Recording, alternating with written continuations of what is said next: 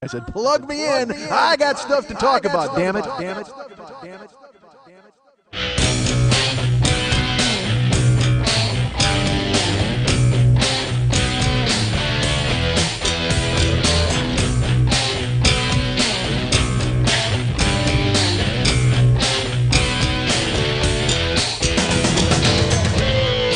crawl out of my earbuds once a week to give you a show. That's what I do, folks.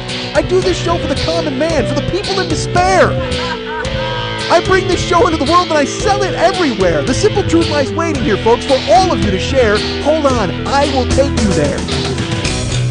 Hey, what's happening? Kevin Scott, 40-Year-Old Boy Podcast. Hi, folks. How are you? I'm fine. It's a late night record. It's weird. It's weird. That's why it's so weird here. I'm sorry? Hi, Lily. How are you? I'm sorry. You have a question? What was the open? I don't know what happened. What There we were just? extra words. No, I opened the podcast the way I always do every week. No, you didn't. Hey, what's happening? Kevin Scott, 40-Year-Old Boy Podcast. I'm gonna make sure. There's two words in there.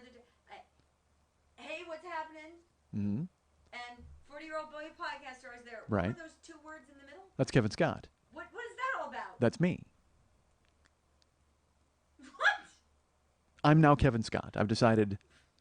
Why are you now Kevin? Well, because I felt the name Schmidt is a harsh German name and it might be too much for the normal listener or people out there. So I've gone ahead and I've tried to Americanize it a little bit so people find it more palatable. I'm trying to cross over. Look, last week we actually became part of a multimedia production. We're in the Earbuds podcast documentary, which means we're going to be on the big screen eventually.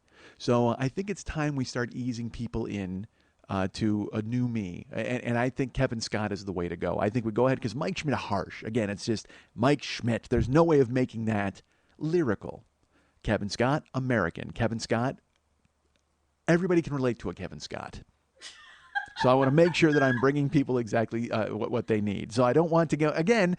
I'm a bit much. I'm kind of a pill. I'm tough to swallow to a certain extent. So I think maybe a Kevin Scott goes down a little easier with the masses because let's face it, we are going to cross over. There is no doubt about that. The second the Earbuds podcast documentary wins Best Documentary at the Oscars next year, they're going to need to know who Kevin Scott is. I mean, I'll probably be there presenting an award already, so they'll know who I am. But I'm sorry, you have a question? You have your hand in the air? Well, they interviewed a Mike Schmidt. They so did. Change your name to Kevin Scott now. People will not be able to connect those two or find you. No, because people will understand exactly what I'm doing. They know what I'm doing. That's how you do it these He got really days. popular in a movie, so he changed his name so no one could find him. Because people went, Mike Schmidt, that guy's kind of like, But then they're like, oh, Kevin Scott. Well, certainly that's the way to go. They know. People know. And trust me, Kevin Scott goes down a lot easier than a Mike Schmidt. That's my guess.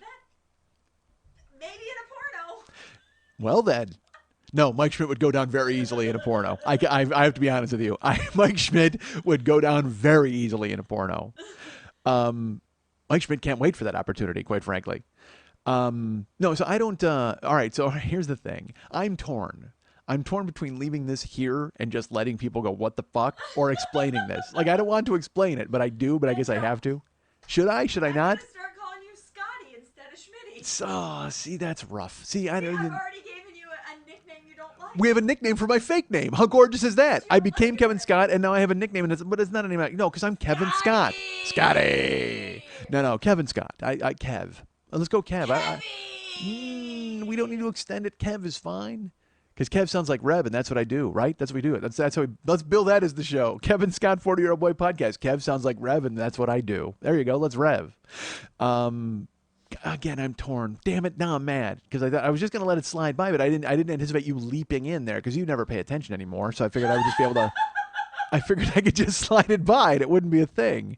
But now you've pinned me to the wall on it, and that's a little rough. All right. By the way, let's talk about this for just a second. I have no idea. I on last week's show, hi folks, remember last week's show, which was episode 1, year 7? We had the Earbuds people in here. We had Agassi toting his camera, and then we had a bunch of stuff that happened afterwards. And they filmed me working with Agassi in my car in the driver's seat, literally holding this gear, like he's holding up the camera the whole time with Graham in the back seat. And at one point, Agassi goes, Graham, you got to hold this. And then he climbs in the back seat. Now the two of them are in the back seat filming me from behind, like filming like the driveway or the, through the windshield, that sort of thing. And I told them all about Travis Barbecue and how I invented this guy to be when I'm at work, so I don't have to it's not Mike Schmidt delivering food. And then I talked about the interlude, and I said, there's a line where he goes, maybe because it wasn't me, maybe because it was the man, you know what I mean? And all that's, and I Part of me hope that make the documentary. Part of me hope that make the documentary. What am I, a caveman? What the fuck was that? Oh, part of me hope that make documentary. Like, if it's a, it's a documentary on American Indians who podcast, and that'd be fantastic. Oh, part of me hope that make documentary. Oh, now I'm Robin Williams. Part of me hope that make documentary. That's not Robin Williams. That's a terrible Robin Williams. Who does Robin Williams? Martin Short does Robin Williams. Somebody else does Robin Williams too. You're doing it right now. I don't know. Wait, but then, well, I got to do the preacher voice and everything, and the gay voice. So what? You're making a face again? What? I'm very confused because you now have 3 names. That's a lot to keep track of. What's the other name? Travis Barbecue, Kevin Scott, and Mike Schmidt. Listen, you've been around me for how long? I don't. Can I really be contained in one person? I thought so. Do I really need to have just one name? I want to be all things to all people. Sometimes I'm Travis Barbecue. Sometimes I'm Kevin Scott. Sometimes he's Travis Barbecue. Sometimes Kevin Scott. Doom. Travis Barbecue's nuts. Kevin Scott's not. All right.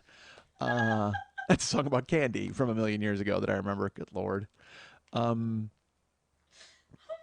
This is weird. It's a weird night because again, it is an evening show, and I'm a little fried because I don't know because guys, look, let's talk about me for just a second, literally just a second, and then we'll move on to other topics. Let's talk about Kevin Scott for just a second. I'm so confused. Do you want me to explain it? No. Like I want to, but I don't want to. But here's the thing: I want people to figure it out because anybody who knows it is going to know it. But again, like I said, trivia is destroying the internet. Or hold on. Scratch that. Reverse it.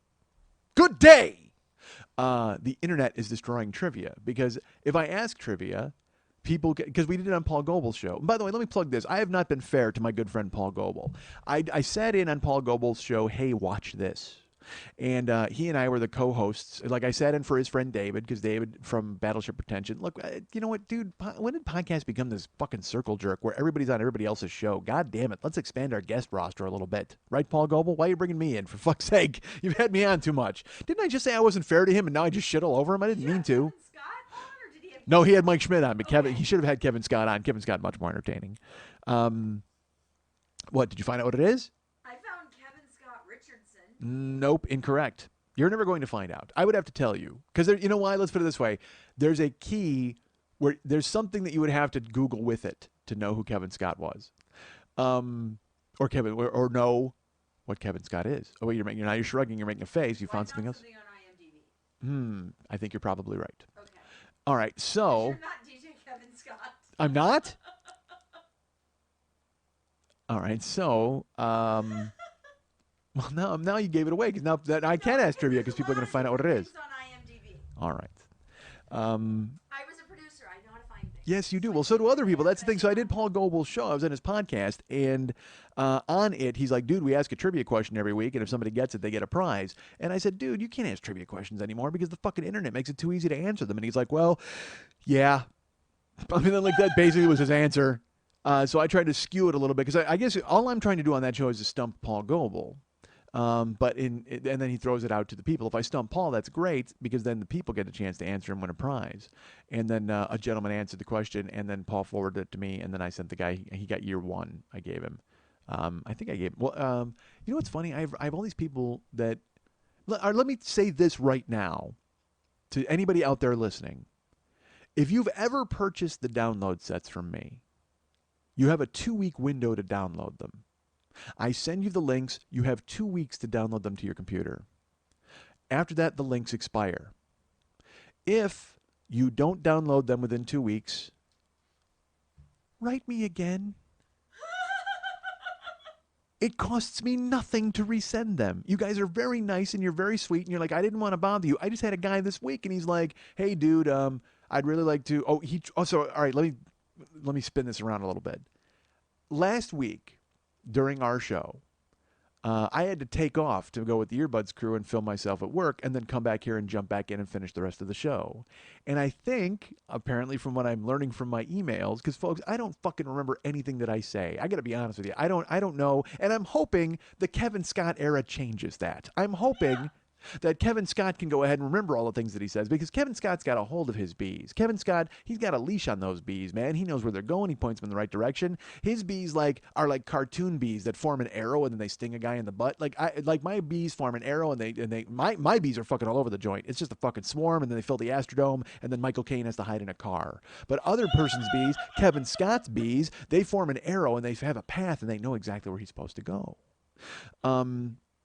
So hopefully Kevin Scott's bees will going forward will keep track of this sort of thing. But last week, Mike Schmidt's bees left in the middle of the show because they had to go and film themselves at work. The bees had to film themselves at work. Jesus Christ. I had to be filmed at work. And then I came back and finished the show with our good friend Lily Von Stupp. And I guess at some point, I made an offhand remark, and I said, hey, if anybody knows and can tell where the break is, where I left and where I came back in, I will give you a prize. Like, I guess I offered a download set, or I offered Schmitty Comes. I don't know what I offered, something. Well, I don't remember even saying that. Like, I have no fucking clue, and I have received upwards of, I'm going to say 45 people guessing when the break was and trying to win a prize. And I'm hoping Lily remembers because I kind of don't. Because I don't even remember giving the fucking, the trivia question. I don't remember making the offer. I remember not one fucking whit of any of that. So I'm going to have a conference with our friend Lily here. And by the time you hear this, because I will tell you this, it's Sunday night that I'm recording this because, I think I mentioned on the show last week maybe that I wasn't going to be around next week. And so she and I had to find a time. Because remember, I do remember that because you went, well, we should probably find a time to record then. Yeah. Because I remember that because there was a sense of urgency about it. But there's certainly no sense of urgency about this trivia question apparently because I don't fucking remember it. I have no clue. So hopefully Lily in her copious notes that she takes on the found legal pad of year 7, she will know exactly when the show break was and then I can go ahead and award a prize to whomever is the closest. Without going over. Listen. I was going to say, if a mountain climber crashes down because of my show, I'm more than helping it. Let it happen. Christ, I used to do jokes about the prices, right? What the fuck? Yes, I know. Oh my You've God. talked about it on the show. I'm sure I have. Well, I'm glad you pointed that out for me. Thank you. Well, actually, Well, I didn't point it out before, apparently. Kevin Scott has no idea he did those jokes. Kevin Scott has no idea about a lot of things. Mike Schmidt is the person who knows those things, and he's in the past. We're leaving him behind because, again, we're going to be very famous from this Earbuds podcast documentary when it comes out. Okay, Kevin. They took a photo of me. There was a picture that went on Mike Schmidt's Facebook page. Not on Kevin Scott's page, but it went on Mike Schmidt's Facebook page. We have to make a Kevin Scott Facebook page now, don't we? You make a fan page right now. We really should. Okay. Well, don't do it right now. Pay attention to me, for fuck's sake. I mean, if I've got to don't talk. make it, somebody else is going to make it for you. Well, no. Well, I mean, it's Sunday night, Lily. We have like 5 days till this comes out, so it's fine. You know what? Sometime in the next 5 days, you can create a Kevin Scott fan page. I'm going to give you that right now. Yeah. No, don't do it right now because, again, we're talking. We're doing a show. We're having a comedy show. I'm a changed man, folks. That's why I'm Kevin Scott. I'm changed. I'm different. I'm better. I'm better than who I was. And here's how, folks. You know what I did this past week? You know what I did? You know what I did to make myself a better guy? I exposed myself to the secrets of prestidigitation, folks. That's what I did. I wound up in a building filled with magic. And I know you're thinking to yourself, well, that's the stripper's kitchen, right? I mean, because every Wednesday it's certainly filled with the magic of the bees. It's filled with the magic of my chemistry with our friend Lily, and it's filled with the Mike Schmidt magic. But again, Mike Schmidt gone, left behind. I actually left him in the catacombs of the magical building that I visited this past week, and out emerged Kevin Scott. There was a cocoon. Mike Schmidt built a cocoon in the basement of this building, and out emerged Kevin Scott. Look at him, sharp, clean, sharp. It's so stupid. I went to the Magic Castle last week, folks, and I have never been to the Magic Castle. I will tell you this: I've been invited to the Magic Castle upwards of once. One seems low. I would say 100 times. Because my good friend Lily Von Stupp is a member at the Magic Castle, and she's always like, "Dude, you should totally." What? Are you correcting me? Are you jumping in? I'm a throbbing member. Well then, and she wants to spurt magical knowledge all over you when you go there, folks. Right. So she's like, "Yeah, man, come on out. You got to come to the Magic Castle." And I'd always thought about going, and then but here's what kept me from going to the Magic Castle, folks. Look, I will tell you this. I don't mind magic. I might joke about it all the time. I might not be so impressed when you pull a rabbit out of a hat. Unless you are in like a store and you pull a rabbit out of a hat, then I'm totally impressed. Let's put it this way. I got to be honest with you. Let's talk about that. If you're a magician and in the context of your act, you pull a rabbit out of a hat, If you're standing next to me at Ralph's and I'm checking out and you pull a rabbit out of your hat, holy fuck, you are a genius. I'm sorry. That's the thing is everybody's like, people are like, I hate magic. Dude, I fucking can't stand magic. You know what you hate? You hate magic under the rubric of magic. Like if you're told this is magic, then you're like, fuck that, I hate magic. But if some guy just did magic on the street, you'd be like, God damn, that guy's a genius.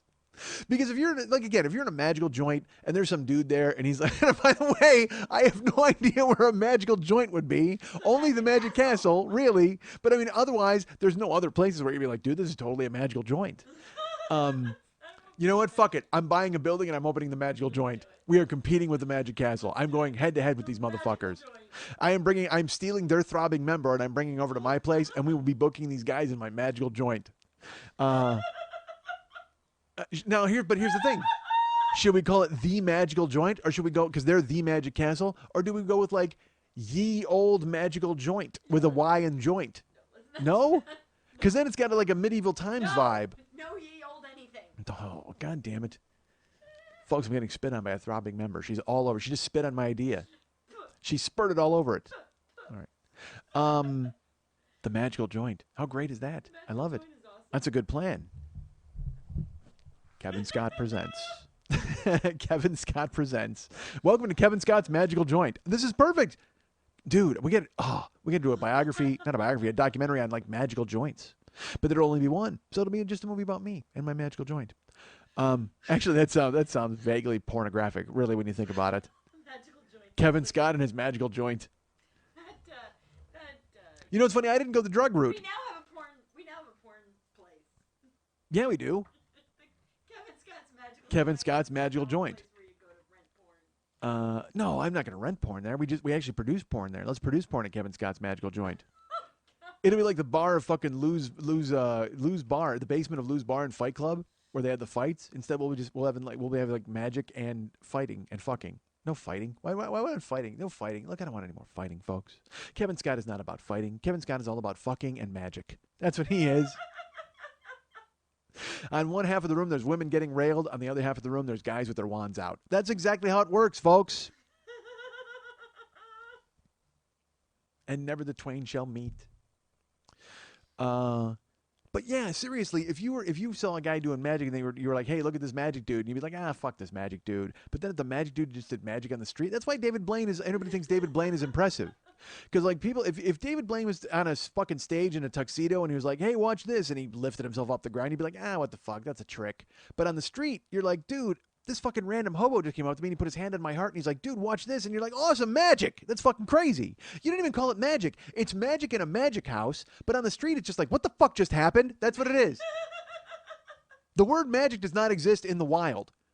It has to be in like a magical joint or a magical castle. That's where magic actually exists. But in the street, if a guy's just doing fucking street magic, fuck street magic. That's just like, what the fuck just happened? That's what it should be called. In a building with a tuxedo, it's magic. On the street, it's, I'm going to fucking faint dead away. What the fuck just happened? That's what it is. Because if you're in a castle and there's a guy there doing tricks, you're just like, whatever. But if you're on the street and a guy pulls a quarter out of your ear, that guy is your hero for the rest of your life. Should be. Sorry, should be. You can make a face all you want. Because it seems like a lame trick. If you do that at the Magic Castle, like, you get laughed out of the Magic Castle.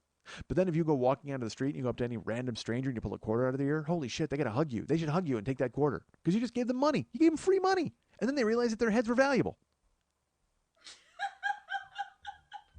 Dude, I didn't know my head was a bank. It's fucking awesome. What the fuck just happened? But I brought my childish wonderment of magic in the street to the Magic Castle itself. Because I gave myself over. Because that's the thing. Normally a cynic.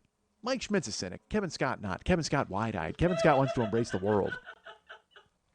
So Kevin Scott went to the Magic Castle with all of the thoughts of giving himself over to all of the crazy shit that was going to happen, without any knowledge of what was going to happen. All I know is I was going to be meeting my friend Lily there, and she was going to give us a tour of the castle, and then there were shows there. Because again, I haven't been in there. I've been told that I should go, and oftentimes Mike Schmidt would be like, "Hey, that would be a great idea," and then Mike Schmidt would go, "But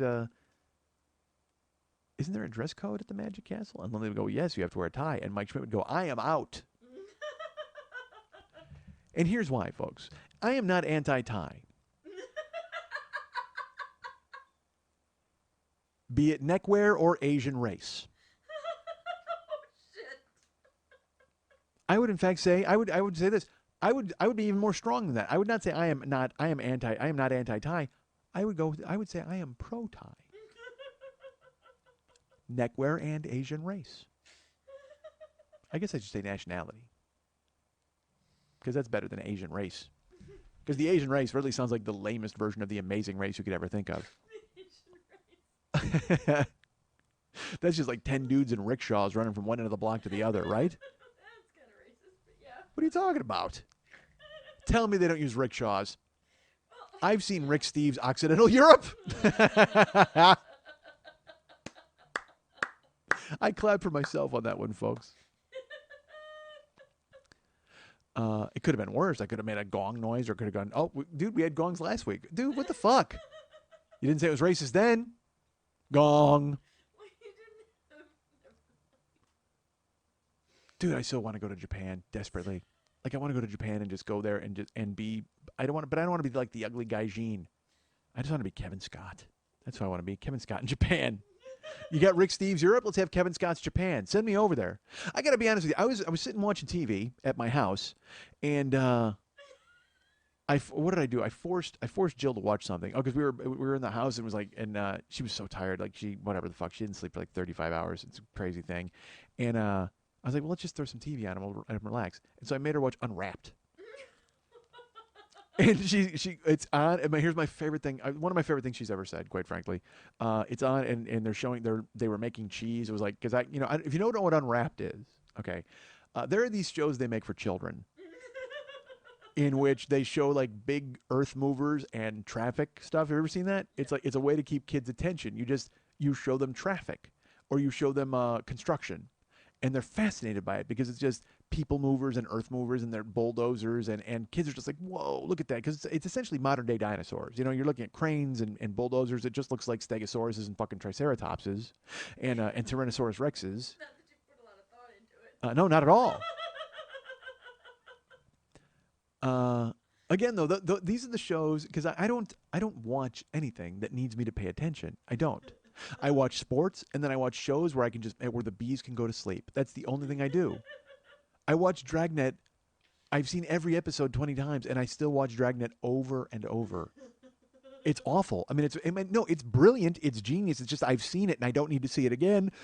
But I know if I turn it on, I've got 22 minutes where I don't have to pay attention to really anything. I don't have to care. I just can watch it and kill time and be entertained and throw myself back into that time period. I can watch Joe Friday. I can watch him be a jerk to people. Like I just watched one yesterday where they're, it's in a middle school and the fucking principal is like, which one of my kids is blowing pot? And they're like, what makes you think it's pot, sir? And he goes, because I work in a middle school officer, and I know that these kids are out of control, whatever the fuck. It's just drugs and stupidity, but those are so antiquated and ancient and so fun to watch. I'd rather watch that than watch a CSI where some guy wakes up and he's got a scalpel in his eye. Fuck that. I want to see these guys chasing down a guy for doing reds and bluebirds and beanies or whatever the fuck they call the drugs back then. And every bad actor in the world wanders in and they get these bit parts. It's so great. Anyway, but I turn my head off when I watch the shows. That's why I watch cooking shows.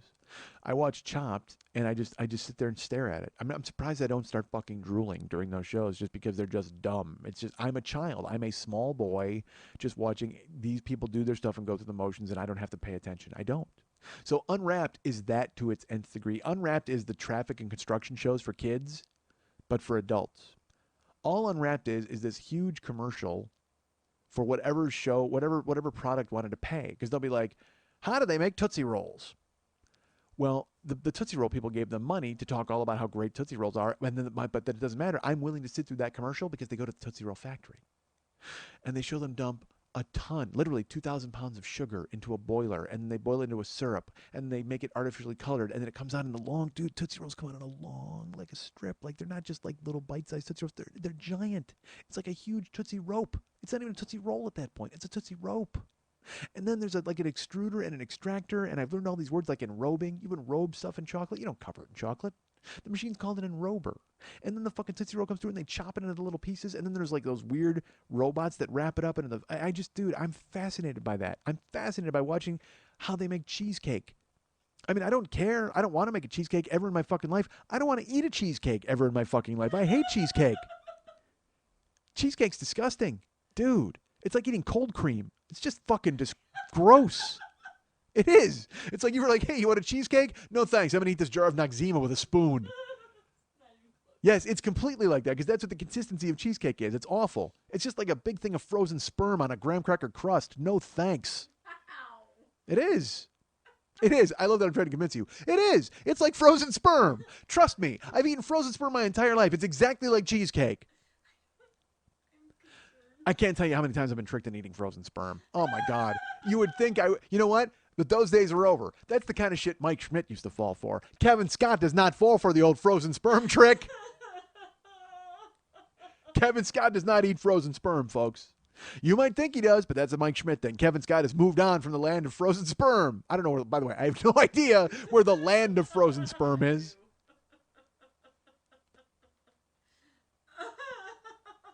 I think it's right next to where Jolly Green Giant lives, because that's like the land of frozen vegetables, right? So directly next door. You know what? I think the land of frozen sperm is Jolly Green Giant adjacent. That's my guess. Oh, fuck. So, folks, how did we get there? Oh, so Unwrapped. So they were making cheese. Like there was and I will tell you this, I watched them make the cheese because it's disgusting. Do you know how they make cheese? Yeah. Like they have milk and stuff. They dump it into a barrel, but then they have to add these bacterias, and then they add this like coagulator that turns it solid. So the milk becomes solid, and then they have a blade that goes through it that cuts it into curds. And I'll tell you what's so disgusting about it is then they reach in with their hand and they pull out the curds to show them to you. And I'm like, oh my God, all that liquid is like salty, briny milk. I mean, dude, that's sperm. That's got to taste like fucking sperm, right? It's just this salty, briny, milky white stuff with the fucking chunky curds in it. It just looks like a bowl of vomit, but I can't stop watching them make cheese. So they're running the blades through and they're like, here's how we make the cheese. And then we press it into a mold and it makes it into a spot. And then we go and we put it in the room where it cures for like 3 weeks. So they're making Baby Bell cheese, those little like round cheeses. And they show you how they cover it in the wax, whatever. I'm sitting there on the chair and Jill's next to me and we're watching it. And she just looks at me and she goes, so we like this? Yes, we like this. Because I can just turn my head off and watch them make cheese and not fucking think about it. And then I felt bad. Then I'm like skimming through it, like to try to find good stuff. But I mean, none of it's good. That's the whole point. I'm trying to find something that would interest her. Nothing's going to interest her. She doesn't want to watch anybody make cheese or cheesecake or fucking. And because there was another show too where they were making like pies. And look, I like the big factory. I will tell you this. I don't care for the just the individual one where they go to some guy's restaurant and he's like, here's how I make my special pie. Fuck you, dude. I can go next door and watch somebody make a fucking pie. You need to show me a goddamn bulldozer full of peanuts. That's what I want to see. I want to see you dump 4,000 pounds of potatoes into this fucking washing machine. That's what I want to see. And then it comes all getting spit out. And then it's like, they steam the skins off. And then the potatoes are there. And then they cut it into curly fries. Dude, they showed how to make Arby's curly fries. But here's the best part. They showed them making Arby's curly fries. And then they go to the Arby's like master chef. And he's like, I like mine with ketchup. Of course you do. What else are you going to put on them at the fucking... And he goes, I love horsey sauce. Yes, you do. You're from Arby's. You had to get the plug-in for horsey sauce. Don't try to pretend like you're making anything other than fucking curly fries. You're not a real master chef. You wear a paper hat just like everybody else, motherfucker. And you know what? You're already proven that you don't do the fucking curly fry work because over there in the factory, they're the ones making the curly fries. You just open a bag and dump it in the goddamn fryer. You're not the fucking chef. Really? Really? The factory is doing the work on the Arby's curly fry. I will tell you that. All of the Arby's curly fry work is being done at that central location, at Arby's Curly Fry Avenue and the corner of Salty Ketchup Boulevard. That's where that's being done. You're sitting there looking smug like you invented the curly fry. Fuck you. Nobody invented shapes. You didn't invent fucking shapes. Fuck you, Arby's master chef. You're all smug. I like mine with ketchup and sometimes with horsey sauce. Fuck you. Quit presuming that you're making some sort of gourmet food. You make Arby's food. You make cat sandwiches. That's what you make. You work at fucking Arby's. You make cat sandwiches. Why else do you sell 5 roast beef sandwiches for $5? Because it's not roast and it's not beef. That's got to be some fucking cat or something that wandered into a goddamn shredder, and then you were able to fucking pile it on a goddamn sandwich, and you cover it with that tangy orange shit, and you're like, here you go, eat it. Yes, I'll eat it. You're not a master chef. I love when fast food restaurants try to pretend like there's something that they're not. You're just a fast food restaurant. But then they're like, well, this comes with sourdough. So fucking what? You're not reinventing the shitty edible wheel. You're just putting sourdough on a goddamn hamburger. I'm serious. They always pretend like they're doing you a favor. Guess what? This has got sourdough. Guess what? I don't fucking care. Put a hamburger on a bun and I'll drive away. I'm in my car. Don't pretend to be a gourmet cook. I'm in my fucking car picking this up. You realize that, right? I got news for you. Your finer restaurants do not ask me to put toppings on their food coming out of a plastic packet. Your finer wines are not consumed with a straw. Well, we've made the sourdough burger and there's plenty of Applewood smoked bacon. Fuck you. It's not Applewood smoked bacon. This whole thing, all of this came from the same bacon mine you find all your other bullshit. Don't even pretend. You've got some fucking weird bacon cave, and you go in and you just get a lathe and you shave it off the walls. Taco Bell's got it right, because they just invent crazy shit. They've got like 5 stoners trapped in a building somewhere, and they're like, what do you guys want to eat? I don't know. Put some fucking shit on a taco waffle. All right, done. Dude, I like tacos, and I like breakfast. What the fuck could we do? I don't know, dump a bunch of shit in a fucking waffle and fold it in half. Absolutely. Hey, man. What if we... Dude. What if we folded a waffle in half and called it a taco?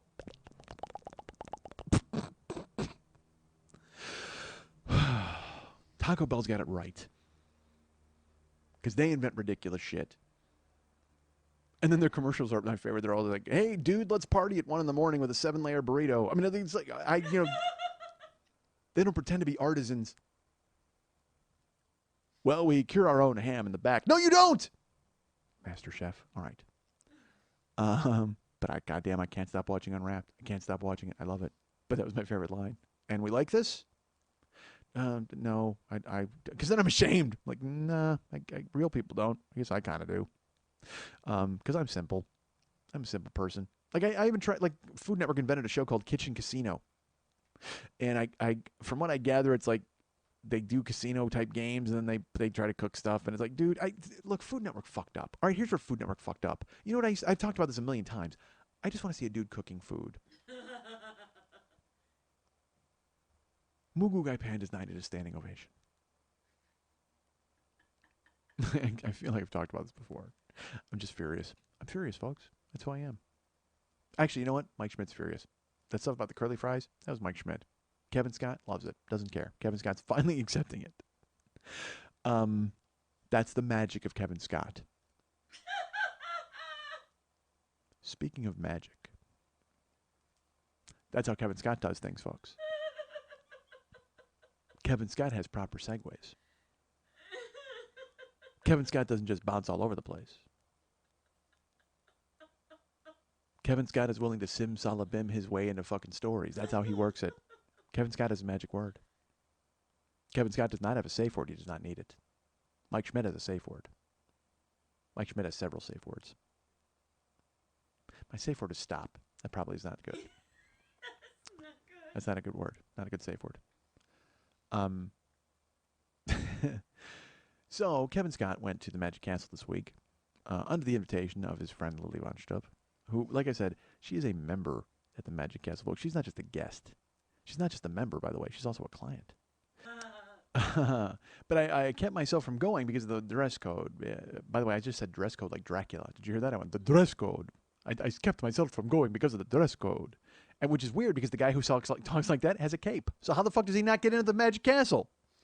Oh, Christ. All right, so I kept myself from going because of that. Because I'm a differently shaped person. I'm able-bodied certainly, and I have hardy constitution. Absolutely, that can't be discussed. We can't argue that, folks. I think we all know that about me. I mean, dude, I've been doing this for 7 years and I've never missed one. Right? Don't analyze that too closely. All right, so, but here I am on a Sunday night right now at Lily's house. After I spend all day at my house doing things. Again, I had a day off today. Well, I didn't have a day off today. I was supposed to have a double today. Folks, I was supposed to work a double today. So I was supposed to come here late and record a show. And guess what happened? I'm in my car yesterday driving because I've been off for a few days. And then I get to work yesterday and I'm like, good, I can finally work. And of course this happened. My engine light came on in my car. Service engine soon. And I don't know what the fuck that means. I have no clue. All I know is then I was driving and my gas gauge dropped below E, and I knew I had over a half tank of gas in there. And I was like, what the fuck? Did I rupture the gas line? What the fuck? And also then my gas gauge jumped back up over the middle. And so I don't know what the fuck is happening. So all I know is I have a mystery car. That's what I have. I have a mystery machine right now. I don't know. And you know what? I have a talking dog too. That seems weird, right? You would think that, but once it said service engine soon, a talking dog leaped into my car. And then, and I would have been able to finish my shift. It wasn't for those meddling kids. I can tell you that right now. But I had to fucking give away a shift today. I had to give away a fucking double shift, which is, that's fucking money. And now I have to go and take my car in tomorrow, and I'm flying. What the fuck? You don't care. Nobody cares. Nobody fucking cares about this. God damn it. Well, actually, you care. Everybody cares. Everybody cares about my car, right? Isn't that the thing? Because, well, you did. You had a pledge drive for it, for fuck's sake. By the way, your tote bags are in the mail. All right, so. You know what's funny? I talked about my shirts last week. I'm like, yeah, dude, I have these fucking shirts. What a ridiculous thing. And I've got them. And then, of course, our friend Kilt Bill buys a shirt. What a nice man, right? Nice man. And I don't even think he looked at it like, dude, I totally want a shirt. I think he's like, dude, you totally need room on your shelf. I think that was the only reason he bought it, which is nice of him. And it's all of you guys who step up and do stuff like that. As I've mentioned, guys are really, you're just fucking great. You're all great. All right. Hey, Lily, I want to ask you this, by the way. Let's talk about this for just a second. It's going to seem weird and it'll probably be odd. Do you know anybody with a split tongue? Yes. You do? Yes. Because I will tell you, I saw it on the internet today. As I was online, and look, I was doing very important things, folks, as you are wont to do when you're on the internet all day. Because I was supposed to work a shift, and then I'm like, well, I'm home and I'm going to be on the internet, so I'm going to answer all my emails and answer all my correspondence. And then 4 hours later, I'm looking at split tongue gifs online, and if you don't know what a split tongue is, it's someone who actually literally their tongue is split in half, but it's still in their head. Yeah, it's split long ways. It's not split crossways. That would be terrible if it was split the short way, because then that just means you're cutting it in half and you're cutting it off, right? Right? But no, these people they cut a seam, like all the way up the middle, and it separates into like basically two tongues. It's like one tongue, but it's like a forked tongue. It's got a prong tongue, and but you actually do know somebody like that? Yes. Sideshow performer. Guy or girl? Girl. Ooh. Really? Yeah. It's hot, right? Not to me. What?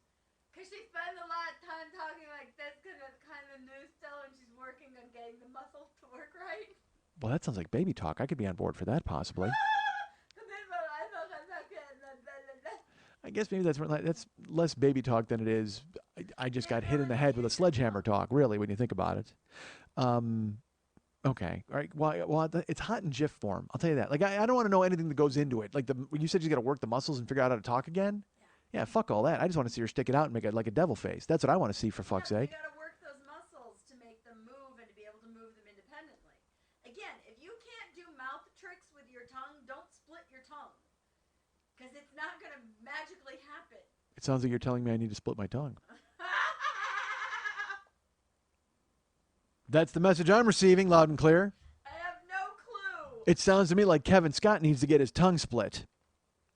No, a guy with a split tongue, that's just awful. Then you're just like constantly calling Jim Rose and getting put on hold, right? I couldn't imagine what you would do. A man with a split tongue is terrible, but a lady with a split tongue, woof.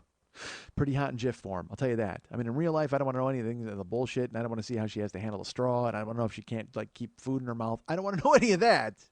But I can tell you that when she does that thing where she like kind of looks at the camera and spits it out and then like kind of moves it independently and like wraps it around one another and makes it, when she rubs it together, like, oh, dude, it's like, dude, if your tongue is like a rich guy who's making a plan, that's fucking awesome. How great is that? If your tongue is like a rich guy who's got an evil scheme, then by all means, that's perfect. Because it's like they put their tongue together and they rub it together. Ooh, ha ha ha ha ha. Then that's great. That's hot. That's totally sexy. But if you're like a guy doing that, nah, terrible. Don't do shit to you. Dude, if you're a guy, stay home. Don't ever fucking put yourself out anywhere or be anywhere. You're not sexy ever. You're not good looking. You're just awful looking. You are. You're just a pile of meat and bones. If you're a man, you're just a pile of meat and bones. Nothing sexy about you. But if you're a lady, whoa, do whatever you want. That's what I say. And I don't say that in a prejudiced way or in a biased way. I can appreciate good looking man. Kevin Scott's not afraid to say that. Kevin Scott will tell you that right now. All right. So I went to the Magic Castle, folks, and I have not gone in the past because of a dress code, as I've mentioned. Because I'm a fat dude. Like, fat dudes don't have nice clothes. And I've had nice clothes that have fit in the past. And again, I like clothes. I will tell you this. I do enjoy clothes. I like clothing. I would go out and I would buy. That's right. It seems like a weird blanket statement. And no, it's not a statement about blankets. It's a clothes statement. And I don't mean a closed statement. I mean it's a clothes statement. It means I enjoy clothing. Like, I would be like Paul F. Tompkins goes out and he buys like ascots and all sorts of stuff like that, and he wears suits and he looks good. And people always think that's like a misnomer, dude. If I was thin, like I was like a normal shaped person, I would be a fucking clothes. I wouldn't even be a clothes horse. I would be a clothes secretariat. I mean, it would be retarded. I would be just monochromatic. And you know what I would wear, dude? I would wear color. Oh my God, would I wear color? I would look awesome. Because I would want to have like a basic black suit, but I would wear the black suit with like the black shirt and a black tie, which I like. But then I would have like fucking awesome like gray suits. Dude, I would look so good. I don't want a brown suit. Fuck a brown suit. I don't like brown. I don't even like UPS.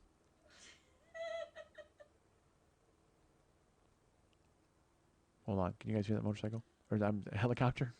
Motorcycle. Flying motorcycle. Yeah, it is. It's late, folks. It's very late. And I'm starving. I am out of my head with hunger.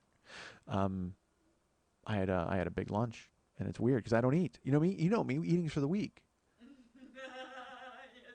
But this past week, I've ate some stuff. I actually went to Fatburger this week, which I have not done in a long time. And you don't care. But I went to Fatburger, and it was this thing where I was so excited to be there. I just started ordering stuff.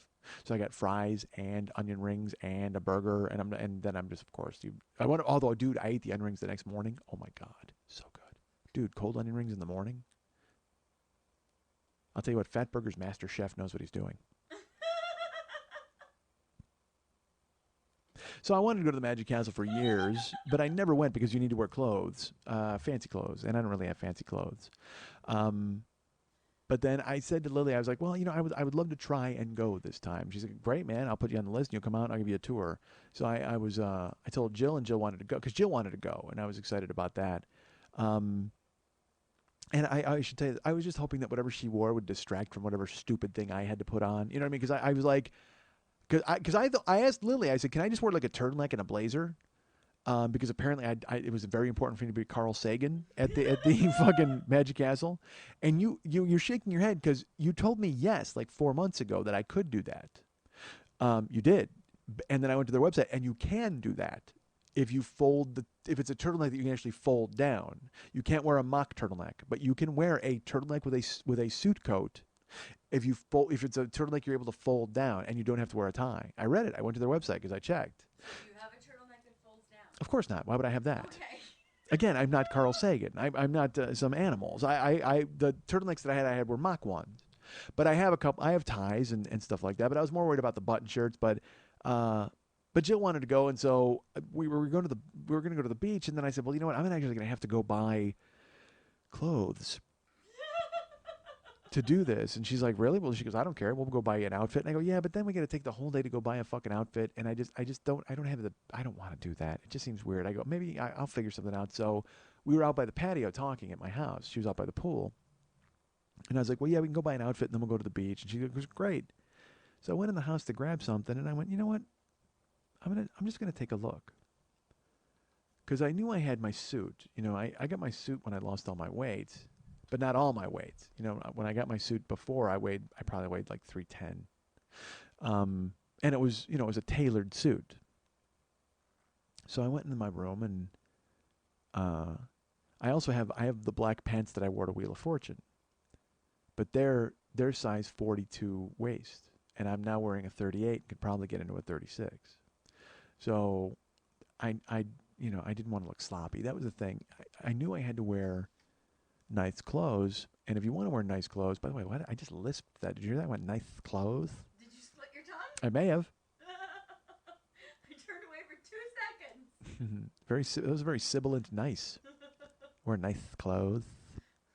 And you know what? Robin Williams is back. So I wanted to wear I don't want to look stupid. That was the point. Because I even said, remember I told you on the phone, I go, well, I think I have something I can wear. I'm going to look terrible, but it'll fit their qualifications. Like it's a tie and a jacket and all that shit, but it's going to look fucking awful, mismatched and terrible. And you're just like, dude, you have a tie, you can get in the door. It's going to be fine. And besides, like I can't figure out the dress code at the Magic Castle anyway, because who the fuck notices anybody's clothes when there's dudes walking around pulling quarters out of your ear? I don't. Any jacket I should wear is, you know what? Fuck a good-looking shirt and a jacket with a tie. I should just have to wear a jacket that has pigeons in it at all time or doves. You need to wear a jacket full of doves if you're going to the Magic Castle. That's just the way it is. Everybody bumps into one another. Excuse me, pardon me. Fucking feathers go in the air. That's what it should be. You should be always have just an armful of doves. And don't wear a belt. Just wear a chain of linking rings. You should have to dress in like magic clothes, like magic outfits. Yes, you should. Why not? So I knew I was going to look all baggy and silly, and I wasn't happy about it. So I went into my bedroom, and I got the pants first, and I put those on, and I grabbed my belt, and I just cranked it up. I turned my belt up as loud as it would go, because I have like a 38 belt, and I yanked it over as far as I could, and it seemed to like hold my pants up okay. And then I looked for my suit, because my suit is hanging up, and I have a blazer as well. I bought a blazer and a suit when I bought stuff back then, and the blazer is just awful, because I bought it off the rack. And I don't even think it has like a name of a guy who made it. It just has a tag that says "Made in Bulgaria." And so I just picture some horrible Bulgarian family huddled eating raw potatoes and stitching this blazer together before they shipped it out to the fucking store. Raw potatoes. You know why raw potatoes is in my brain? Because when I was a kid, I read a story about the Revolutionary War, and Hessians occupied people's homes in America. You know, when the redcoats came over here and the British were in America trying to invade, and the only rations that they had was they had to eat raw potatoes and they drank hot water. Like that was what these guys did through the cold. You know, they're by Valley Forge in fucking winter and George Washington. And there's a boat. There's a dude with pants on, and like they're eating raw potatoes and fucking drinking hot water. And I remember just thinking how disgusting that sounded. So that's why. What? Go ahead. You have a question? As a child, Yes. I would often take the potatoes raw, put salt on them, and eat them. Oh my God. Yeah. That sounds horrifying. And then I found out that you can get really sick doing that. Did you find out by getting really sick? No, Oh, good. I never did. Well, dude, I could have referred you to some Hessians that would have told you the same exact thing. I think they may have died in 1791, but still, what the hell? What happened? You jumped. Something fly in front of your face? My hair fell down on my back and scared the shit out of me. Wait, so your hair fell off your shoulder and tickled your back? And I thought I had a bug on me or something, and I jumped 10 feet. Yeah, you did. That was quite a leap. You okay? Yeah. Freaked me out. Well, I should tell you guys this too while we're talking. You're wondering Please don't. You're wondering how did Lily know that that her hair fell on her back? Because Lily is wearing the smallest shirt I've ever seen her wear in her life. Quite frankly, like yes, it's a Girl Wonder shirt, and I want to take a photo of that so people can see it because it is. I mean, but I'll be honest with you, Facebook would not let me put that photo up. I'm pretty sure you're right. There is no way I could post this photo on Facebook of what Lily is wearing right now. She's wearing a Thing 1, Thing 2 set of boxer shorts and a tank top that is so small, I would call it a Jeep top.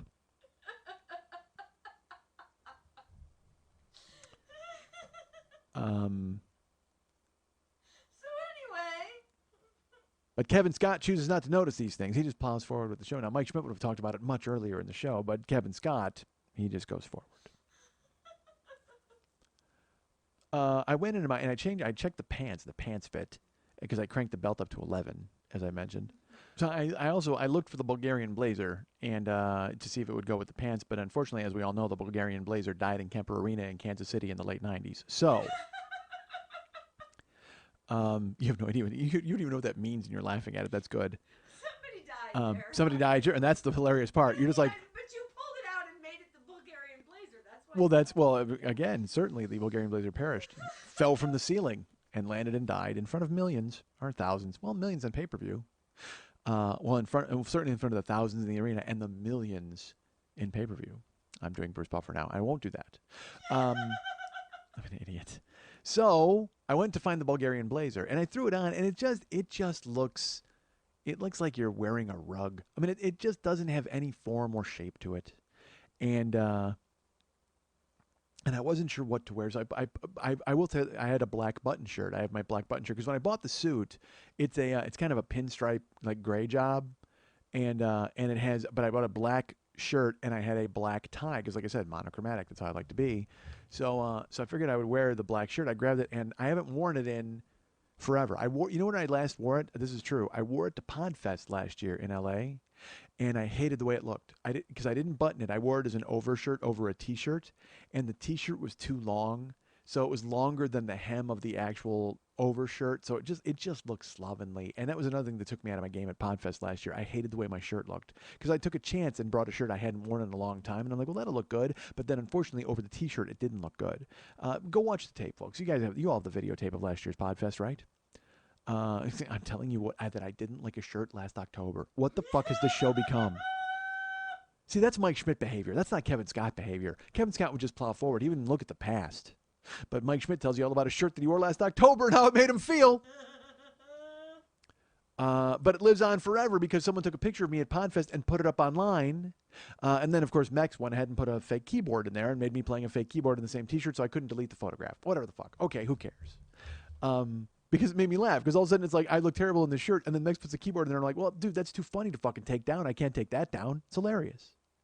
But now I have to live for eternity with that horrible picture of me in that terrible shirt. At least Mike Schmidt does. Kevin Scott doesn't have to worry about that sort of thing because Kevin Scott looks great. How sick are you, by the way, folks, of the Kevin Scott thing? You have to be so sick of it right now. I like Kevin Scott. You do. No one else does. That's not true. We have to have a listener named Kevin Scott, right? The odds are perfect for it. I mean, and now he's getting off on this show. This dude totally loves this show, right? Because he's liked it before. He stuck around for 7 years, but now it's like, oh, all right, the Kevin Scott era is getting ushered in. Because we have to have a Kevin Scott because we have so many listeners, folks. We have so many listeners. We have as many listeners as a Japanese magician has scarves.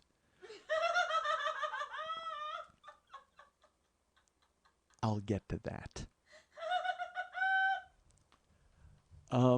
So I go in and I throw on, I grab my black shirt, which I have not worn since Podfest of last year, and I did not button it then, and I throw it on. And, at Podfest last year, I had lost probably 45 pounds. Well, I've lost an additional 35 since then. I mean, I've lost like 80, because I mentioned last week I made it at like 255, which was crazy. So I put on the shirt, dudes. Now, I'm going to say this. There's a lot of fat dudes out there listening to this show. And there's a fat dude here doing this show. But I used to be crazy fat, as you all know, circus fat, like ridiculous fat. Now I'm just fat. But now, you know what? I'm almost... Boy, I don't know if I want to say this. This might jinx it. I might just be big now. You know what I mean? Like, I'm not, because fat is a whole different thing. Now, look, in my brain, I'm still fat. There's a mindset where in my brain, I am still like crazy fat. And it's ridiculous. And I have a fat head and I'll order food. Case in point, fat me went to Fatburger last week and ordered fucking onion rings and fries and fucking giant hamburger and ridiculousness. But regular me then got home and ate like 3 bites of the hamburger and then took the egg off and ate the rest of the egg and threw everything else out. I mean, it's just, that's just it. And by the way, when you're a fat guy, there is nothing better for your self-esteem than to go to Fatburger and have to order fat burger and fat fries and fat this and fat that. And it's just like, they should just, there shouldn't even be a cashier at Fatburger. They should just have a mirror. And when you look at it, you go, I want fat fries and a fat burger and a fat fried egg on it. And I want fat this and fat that and a fat shake and a fat fucking Coke. And just do me a favor and smash this fucking mirror over my fat fucking face so I don't need another fucking thing to stay fucking fat. God damn it. In-N-Out Burger at least makes it sound like you're running in and running out, like you're doing some sort of exercise. Fat Burger's just like, yeah, this is you, pal. This is you. So I put on the black shirt and it looks okay. And by it looks okay, I mean it looks great. Like I buttoned it and it buttoned and it fit, and it fit like great. It fit better than when I bought it. Because again, when I bought it, I was like 310. Well, I'm at 255 now, dude. The only bad news is there's parts of me that, well, then fuck, I'm not going to get into that. I'm not going to give it too much inside baseball on me. But I'm wearing the shirt and it looks great. So then I grab a tie. I have the black tie, and I could have gone monochromatic, but you know what? I have another tie that has kind of like has some green in it, some white. It's got a little maroon, and I like color, folks. I like a splash of color these days because, again, fat guy dresses in black. Fat guy wears sweatpants and black shirts and then hopes that nobody looks at him. But what fat guy doesn't realize is that he just looks like a silverback gorilla dressed like Dylan Klebold. So, of course, fucking everybody in the place is going to stare at him. You know, you think you're being inconspicuous by dressing in black, but dude, you're fat and you're dressed in all black. Everybody in the place is just like, dude, Fat Columbine just walked in. What the fuck are we going to do here? Everybody thinks you're a threat. And you know what's funny? They don't think you're going to blow the joint up because you hate everybody. They think you're going to blow the joint up because you want to cook them and eat them. You just want to make sure they all get cooked at once so you can fucking eat your way out of the goddamn building. That's all they think about you, Fat Columbine. So I got the black shirt on and I'm looking at it. I'm like, I'm going to go splash of color. So I throw on the splash of color tie, and I like the way it looks. And there's Bulgarian blazer lurking. But you know what? I figure I'll try my suit coat first because I also have black pocket square because I went black shirt, black tie, black pocket square. And then I went black shoes, black coat, black hair, Cadillac. You know why? Because the boy's a time bomb. Yes, I know it's white shoes. Black coat, white shoes, black hair, Cadillac. Yeah. And by the way, if you don't know who that band is, it's Rancid, and you spell Rancid Clashknockkoff. All right, so that's probably not nice, right? But I do admit when I first heard them in my head, I was just like, it was like, you know what? Rancid is to the Clash as Kingdom Come was to Led Zeppelin. That's how I feel about it. That's like, again, no one cares. Literally, everybody's just, because people are still going, who the fuck is Kevin Scott? They don't want to know who Kingdom Come was. They don't want to know who any of that was. But, you know, fuck it. I'll just tell you. Kingdom Come was a band that came out probably in I'm going to say 1990. That's my guess. 91, maybe? And they were this band. I think Jason Bonham was the drummer, maybe, in Kingdom Come. Have I talked about them on here?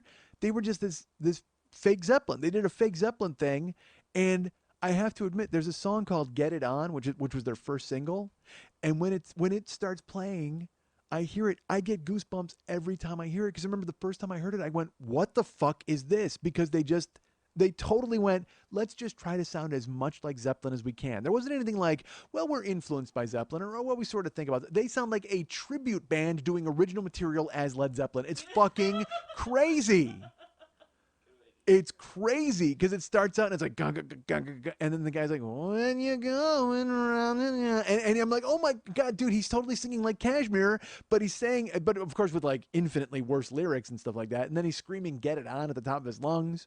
But it's just, they were just this knockoff Zeppelin. And I bought the album immediately, of course, because as you know, I love knockoff anything. That is my whole thing. Oh, dude, I own a Bulgarian blazer. Of course I love fucking knockoff anything. And I was so happy last year when I found them on iTunes. Like I had forgotten all about them. And then I went, hey, what about Kingdom Come? And I looked it up and the album's on there. I was like, yes. And I did not buy the whole album. I just bought Get It On. And then there was another song by them. I think it was literally called, Hey, Jimmy Page, Listen to Us. I think that's what it was called. So I went to grab Bulgarian blazer, but instead I go suit coat. And I throw on the suit coat. And it was baggy. I will tell you this. I was able to just... Something I always loved was David Letterman would wear blazers, like when he was on, he would wear those, khakis and then gym shoes. But he would reach with one hand and pop his buttons on his jacket before he would sit down. And I would always see him, but whenever I would see someone do that, I would go, that's what a man does. A man can reach and unbutton his jacket with one thing, and then he sits down, and then when he stands up, he actually has to use two to button it. And it just is an elegant way of doing things. And so I put the suit coat on, and it fit. And I was able to button both buttons and not worry about it, and I could sit with the buttons buttoned because that's the thing. As a fat guy, when you sit down, a lot of you expands.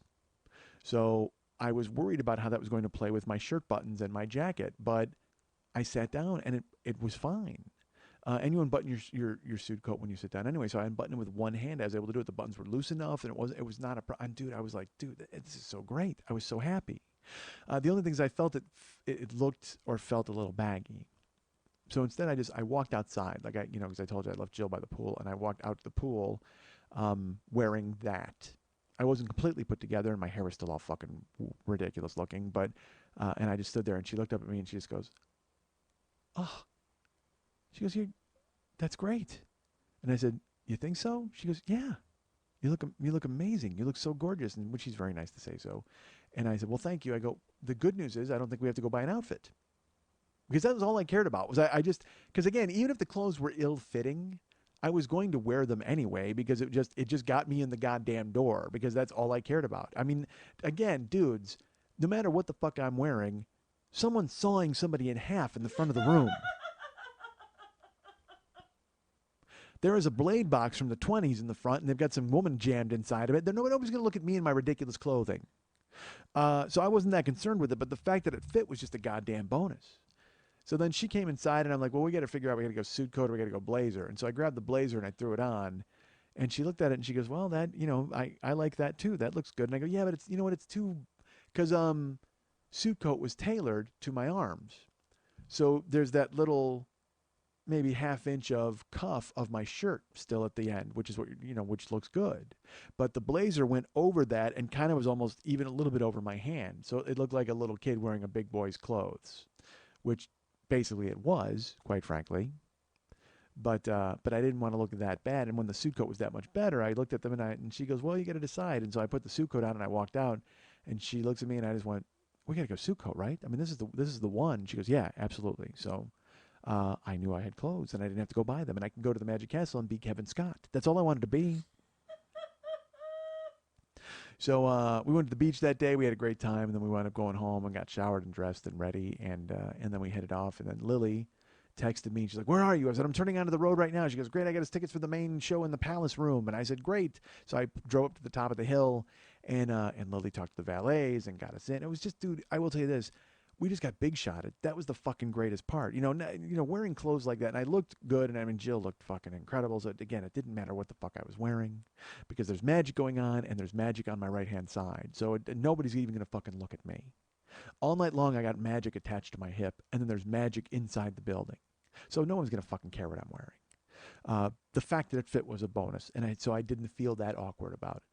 But then Lily met us outside, and she told the valets, and they were like, oh, they're guests of yours. Thank you, Lily. And dude, that was the thing I got to tell you. Walking through the Magic Castle, well, I'll get to that in a second. But I'm surprised you don't own the place, quite frankly, because everybody knew you. That was the thing, is everybody knew who you were. Everybody knew, and it wasn't just like, oh, that's Lily. Everybody's like, oh, good, Lily's here. Like, that was the kind of vibe. Like, it changed things when we'd walk into a room with Lily. It was great. So we walked into the castle, and I don't know anything about this place. I know it's magical. It's certainly no magical joint, but it's a magic castle. I do know that. And I walk in, and Lily was very complimentary of me. She said I looked nice, and Jill looked beautiful, and Lily, she really did. Yeah, it was very, very, very beautiful. ridiculous. And Lily, and you looked beautiful as well. Well, thank you. Certainly. And when we came into the castle, there's all sorts of dudes in suits. Like, I didn't know what to expect. I expected a ton of fucking top hats and gloves. That's what I thought it was going to be. And a bunch of dudes with cigarette holders discussing about the time that they made a little boy disappear and he never came back. You know what I mean? Like, all these tales of woe from magicians and road stories, or just some guy in the corner practicing, nonsense with thimbles. Like, I couldn't figure out what it was going to be. So we walked in, and Lily goes, now here's the thing. To get into the Magic Castle, there's a door. There was a door. There's no actual entrance. It's just, you walk in, and it's like you're kind of surrounded by walls. And she says, come over here. And I think there was a little goblin or somebody. It was like a little gremlin. It's an owl. That's what he is. He's an owl. He's on a bookcase. And you have to look at the owl, and you have to say the magic words to get into the Magic Castle. Now, I'm not going to tell you what those magic words are. Well, you're going to have to become a member or know a member to do something like that. Like I did. Why should I make it easy for you people? That's something Mike Schmidt would do. He would just open his mouth and blurt out the magic words. But no, Kevin Scott keeps it to himself. He plays it close to the vest. He plays it close to the black vest by the black shirt with the black pocket square. That's how Kevin Scott works it. So I said the magic words, and the owl said, "Who?" and then opened up the thing, and we walked into the Magic Castle. And I tell you what, the walls open, and it's very much like Willy Wonka's factory. Because you don't know what you're getting into, and then the doors open and you walk in, and it's just truly there's all these different things to experience and see, and they're all relevant to magic, and they all mean something to the art form. Because guess it is the largest repository for magical knowledge and magical displays and magical exhibits in the world. And it was these two guys, the Rosens, is that what it is? Bill and Milt? Larson, there you go, Bill, but it is Bill and Milt. And it's these two dudes who decided, hey, you know what, let's have a fucking house where all these magic dudes can show up. And they sent out invitations. They figured they'd get 50 dudes, and they got 500 in the first hour or something like that. In the first year, they just all these magic guys are like, yeah, dude, we totally want to go there. And I mean, it was a stampede from everywhere. Magicians from India came on their elephants. I mean, all these people came out. And it's so funny because it sounds like a silly tale, or it sounds like whatever. It's just history or lore. But dude, if you were a magician and you lived, in parts unknown or where the fuck magicians live, and you got a word that there was going to be a clubhouse for magicians where you guys could all hang out and talk about magic, how the fuck do you not go there immediately? If someone's like, it's like if someone said to me, hey dude, there's going to be a clubhouse where you can talk about fantasy baseball all day long with other baseball dudes, I would drop everything I was doing and do it. If I, when I was playing fantasy baseball, because I was so into it, now I can't even think now what it would be. You know what? If someone said to me, hey, dude, there's going to be a house where you could go with a bunch of other like-minded people and watch videotapes of factories making giant brownies, I would say, I am in. And all of us would sit there and go, oh, we like this? Yes, we like this. If someone said there's a clubhouse where you can go and eat Noxzema with a spoon, I would go in a second. I'm serious, man. If someone said to you, hey, dude, if you were a magician and you're off somewhere and someone said, hey, did you hear about that fucking house with all the magicians in Los Angeles? What? Buy a plane ticket immediately. So, we can start getting the vibe of the history just going up the staircase. Like Lily's like, this is a famous painting and this is a famous poster, but we were on our way to a show. We got there at like 8:15, 8:20, and the show started at 8:30. And Lily goes, we got to hustle. We got to get to the palace. We got to get to the main showroom.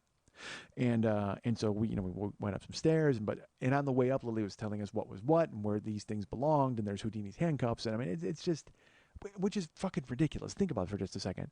Hey, there's Houdini's handcuffs on the wall. What? What?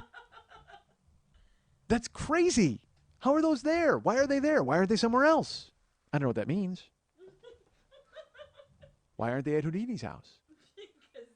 Or at the Handcuff Museum? Well, yeah. Instead, they're at the Magic House, Magic Castle. So we go and we get in the showroom, and I by the way, I don't even know how this worked out. We walk in, there's 3 seats in the second row. No idea. I know people. Yeah. So we all walk in, and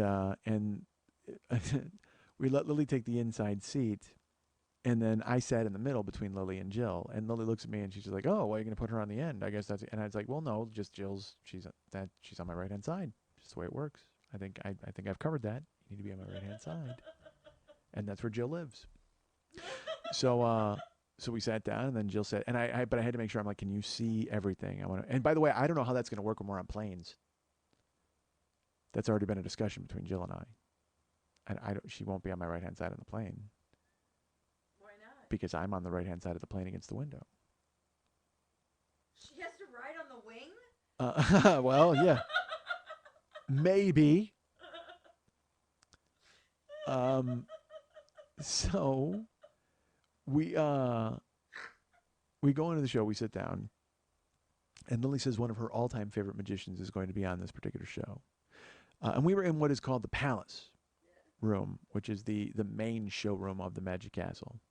And I guess there's how many different? I think there's 4 different showrooms.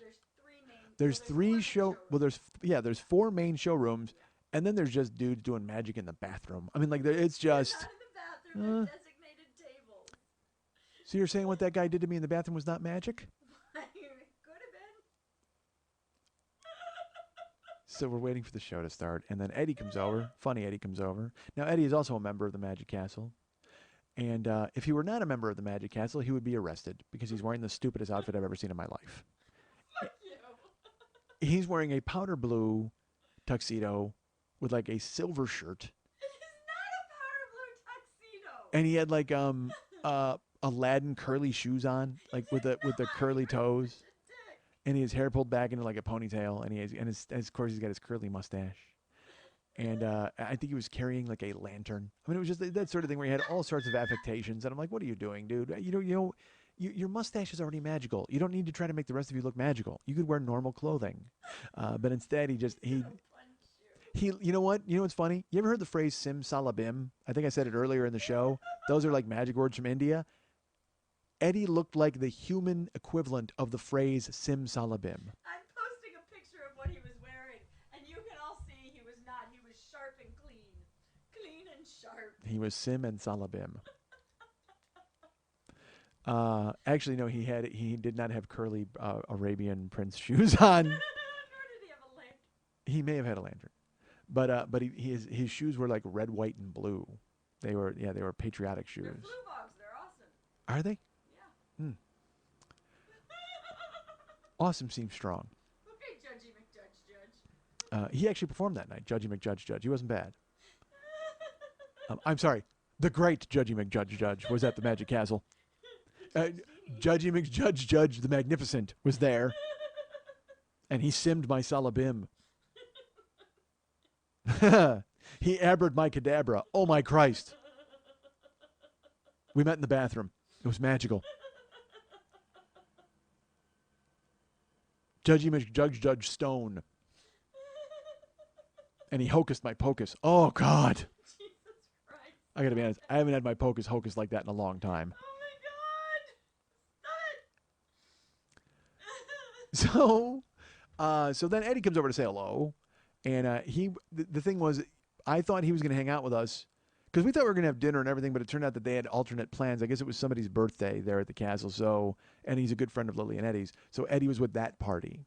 So Lily was gracious enough to break from that party and take Jill and I around while Eddie hung out with those people and did their things that they were supposed to do. So we sat there to wait for the show. Eddie came over to say hello, though, which was nice. And then he went to sit with his friends in the back, and the show started. And the first magician who comes out. Now, I should tell you this, and I mentioned it earlier. You know, if I go to a place like this, I'm not going with a cynical eye. I'm not going to the Magic Castle to be some weird skeptic who's just like, I'm not the Amazing Randy, is my point. All right? There. Huh? Say it again? I think he was there. He may have been there, the Amazing Randy.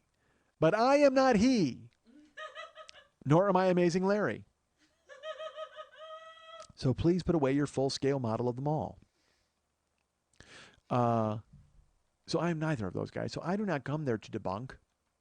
I come there to enjoy. I come there to be, we may know this word from earlier in the show. I come there to be enrobed in magic. I come there to extrude the magic out of you and be enrobed in it afterwards. That's how I like to work. So the show starts, and the first guy comes out, and his name is Christopher Masters. Is it Chris? Mitchell. Chris Mitchell. Those of you paying attention may know Chris Masters as Willem Dafoe's character in To Live and Die in L.A., The Counterfeiter. All right, so now that was in my head, that's who Chris Masters is. So Chris Mitchell comes out, and he does his first trick. May I say what he did? Does that give away tricks? What do you mean? If I say what he did, like what his little act was, what his not little act. I don't mean it that way. Oh, you can talk about his act. Okay, Chris Mitchell comes out, and he does not speak. They introduce him as Chris Mitchell, and he walks out, and there's music, do, and he holds up a sketch pad. And then he opens the sketch pad, and he draws a circle. And it's all mime, a mime piece. There's no speaking at all. It's just music. And he draws the circle, and he writes the word ball. And then he closes the sketch pad, and he holds the sketch pad in front of him, and the music stops, and a ping pong ball falls out of the sketch pad. And it lands on the ground with that ping pong ball noise, that hollow bounce. And it goes ding, ding, ding, ding, ding, ding, ding, ding. And then the music starts again, do, do, do, do, do, do, do, do. And he opens up the sketch pad, and he takes a marker, And he draws a second circle next to the first circle. And he puts the letter S at the end of ball. So it says balls. And then he closes the sketch pad and he holds it out. And the music stops. And I mean, out of nowhere, I'm trying to find out where they're coming from. Because again, I am looking. I will tell you that it's just natural to try to look and see what's happening. But I'm also giving myself over to the magic of the situation. That's what Kevin Scott does. Mike Schmidt, debunking. Mike Schmidt, amazing Randy. Mike Schmidt, amazing Larry. Kevin Scott, filled with wonder. So he holds out the sketch pad, and all of a sudden, clunk, clunk, clunk, clunk, clunk, clunk, 2 ping pong balls fall out of the sketch pad onto the ground. Now, again, it is a flat sketch pad. He's holding it. You can see it. It's flat. He's holding it in front of him. He holds it sideways so you can kind of see. It's that thing where magicians, here's part of the trick of it, okay? He never says, I'm going to make ping pong balls fall out of this flat sketch pad. He does all sorts of handwork to show you how flat the sketch pad is by holding it up sideways and holding it to the side, so you can see that there's really nowhere the ping pong balls can come from. And then when they come out, you're kind of astonished because he was just holding up the sketch pad and showing you just how flat it was, and there's nowhere for the balls to be hiding in there, and you don't know what the fuck is going on. Again, in the Magic Castle, I know it's magic. That guy comes up to me on the street with a sketch pad, and he writes ball, and a ball falls out of it. I go, what the fuck is going on? I may call the police and burn him for a witch. And not necessarily in that order. Because in the Magic Castle, we're all having fun. On the street, that's haunted sketchpad. I don't care for that. So he writes the S, and he holds the pad out, and 2 ping pong balls fall to the ground. Clunk, clunk, clunk, clunk, clunk, clunk, clunk. And then hollow bounce. I can't even do it. I wish I could. Let me try again. Nope, I can't. It turns out I can't. But I gave it the old college try. Which is apt because this is a ping pong story. Not really. It's a magic story. I think of ping pong when I think of college. I don't know why that got you, but good. I'll take it. So then the music starts again after those balls bounce, and he opens up the sketch pad again, and he draws a larger circle, and then he puts 3 circles within the larger circle. And then he writes the word bowling. And then he takes the marker and he crosses out the S after balls. So it just says bowling ball. And there's the picture that he drew, a circle with the 3 circles within it. And then I'm in my head, I go, that's not happening, obviously.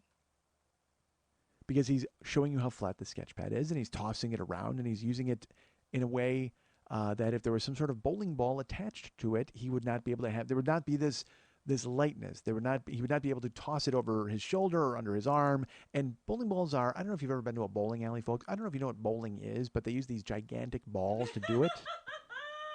They're huge, they're heavy, they're porcelain, and you can't hide them in your sleeve.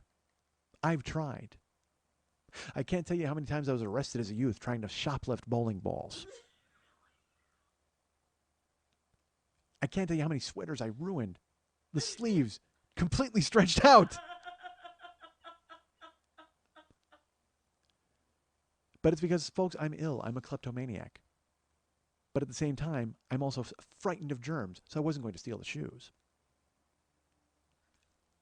It had to be the balls. Fucking dummy. So he takes the sketch pad, he writes bowling, and he crosses out the S, and then he holds the sketch pad in front of him, and in my head, I went, nope.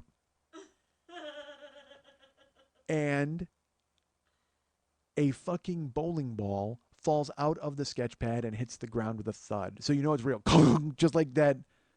Now that I can do. I can't do the hollow bounce of a ping pong ball, but I can do the thud of a bowling ball landing on a stage. And it just fucking sits there and kind of rolls. And you know, everyone in the room squeals with delight. And I'm amazed. And I look at Jill, and Jill looks at me. And I should tell you this, by the way. That happened all night. Now, I enjoy looking at Jill because she's Jill and I love her. But at the same time, every trick I would look at her like, what the fuck just happened? It's really awesome. I'm looking to her for answers. It's like, and she's just like, can I enjoy the show? Can I just enjoy the show, please? But did you see that a bowling ball in a skate? Yes, I saw it just like you did. I'm sure there's going to be some more tricks. Please relax. Because like I said, I gave myself over to it. I became 9 years old. I mean, because what the fuck? Why not? You're there, right? When in Rome. Well, no, not when you're in Rome. Don't act like a 9-year-old because then Caesar's going to rape you. That's terrible. Could happen in the Magic I Castle, was gonna say the bathroom. You never know. but that was magical. I wouldn't exactly call it rape. You wouldn't describe it as rape. It's magical. No. Oh shit. Well, actually, the only reason I would is because as it was taking place, I kept pulling ping pong balls out of my mouth. So.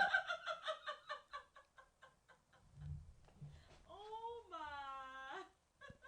my. My rape was very magical because he just kept pulling scarves out of my ass. I don't know how it happened. He just, this never-ending stream of them.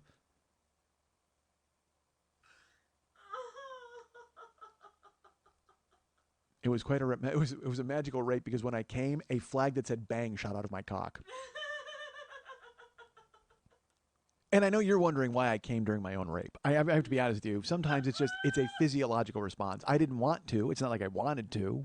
There was just something about the way he asked if that was my card.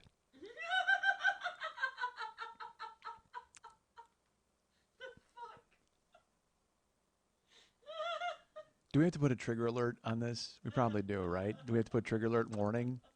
Let's just call the show trigger alert. Okay. Because then people will be like, and if anybody writes me and I just go, hey, you know what? Actually, it was the title of the show, Trigger Alert, just so you know. That's the thing, right? Don't you say trigger alert? Is that what you're supposed to say? Or should we just write warning rape ahead? Should we put that in there?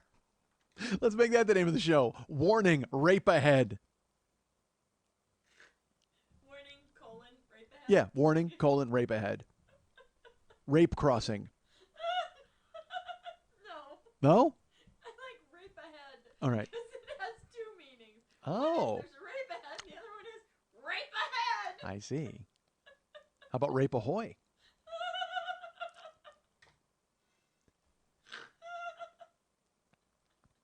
I can't, if we don't use that for the name of the show, I want to make that the name of the email blast, but I can't imagine getting that at work. It'll never get. Warning, rape ahead. That will get lost to a third of the crowd in spam filters. But you know what's weird? Warning, grape ahead gets right through. That's very true. A hard G makes rape palatable in this country. Oh my god. That's it. A hard G makes rape delicious.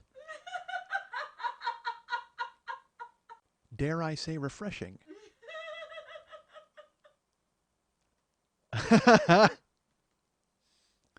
So a bowling ball hits the ground. And I can't stop looking around at other patrons to be, did you see that? Oh my god, a bowling ball fell. Did you guys see that? Did you see that? Because I'm a child. And Jill keeps like patting me on the arm, like, it's okay, don't worry. These are tricks, these are just tricks, because I'm about to lose my fucking skull. And then Chris gets on the microphone and he starts talking and stuff. And he's really, dude, I will tell you this. I didn't know that was Lily's favorite guy, and he was clearly my favorite guy too. Because I mean, he just brought it. He was so fun and cool, and his patter was down. He has how do I put this? He has that overly rehearsed type of patter that you get in a lot of guys who do that sort of thing. He was well spoken. He enunciated well, but he's used to hitting. It seemed to me he was used to playing gigantic rooms, because he was really selling it loudly to push to the back of the room, and he didn't need to do that. You know what I mean? He could have been a little more intimate for me. You're making a face, and that's fine. I get it. I'm not criticizing your friend. Huh? That's his shtick. Yeah. I mean, his shtick is very animated and very, yes, and this is the way, that sort of thing. And for me, I didn't need that from him. It's just dumb to rewrite a guy's act. I'm not trying to do that. I'm talking about what I like as my preference. Like, magic is magic, and it's fucking amazing when it's done. That's cool if you give yourself over to it. But as far as the talking and stuff, I prefer a more intimate, relaxed type of real thing. And that's just me. Large room, so. Yeah, so he played back to the end of the large room, Yeah. and I to me and again, this is more the child in me. I don't want to know that he's entertaining everybody in the place. I want that guy talking to me. That guy dropped the bowling ball out of a sketch pad for me. 9-year-old me sitting there with my cotton candy and staring at the fucking stage, just going, "Wee, this is awesome! Oh my god, what the fuck just happened?" That's a beautiful observation on performance, though. But In general.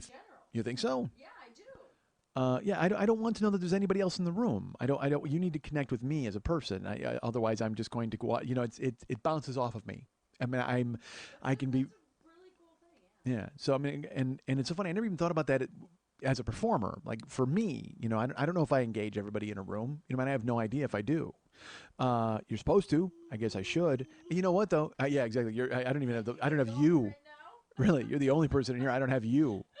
But I mean, as I've worked, you know, and that's one of the reasons why I don't like large rooms when I perform. You know, I guess as we look at it that way, because I mean, is that more? I mean, obviously that's more work because you have to engage everybody in the room, but also there's this level of intimacy that goes away. Part of when I feel the same way. You know, I mean, I'd rather work a comedy club. I'd rather work a small theater than a comedy club, but I'd rather work a comedy club than a big theater. You know, because I'll bet Jimmy could go out on the road and sell out like 600-seat theaters, but he'd rather play a club because we both we prefer that intimacy that you get from a crowd that's kind of right on top of you. So whatever, that's that. Nobody cares. So he does that trick and he talks and he was killing it, and then he brings on I don't think he did another trick then. He brought on the next act. And he talks, and the act that he brought on was, now I'm never going to remember the name, but he was a gentleman from Occidental Europe. Now, his name was like Michiriko Kuchikiko or something, and wait, hold on, Lily has a program for me, and I'm going to open it up and see the guy's name. In the Palace of Mystery. Yuji Yamamoto. And Mariko. Mariko would be the assistant, Yes. who I assume is also the wife. I'm also going to call her the scarf herder because The scarf herder. Yuji Yamamoto is what is going to be known in the musical parlance, the magical parlance, as a scarf comic. You know, I talked about there's comics you'd be like, oh, he's an observational comic, or that's a food comic. The food comic is always very dismissive. It was like, that's a guy who has to buy food for the staff, and it's funny.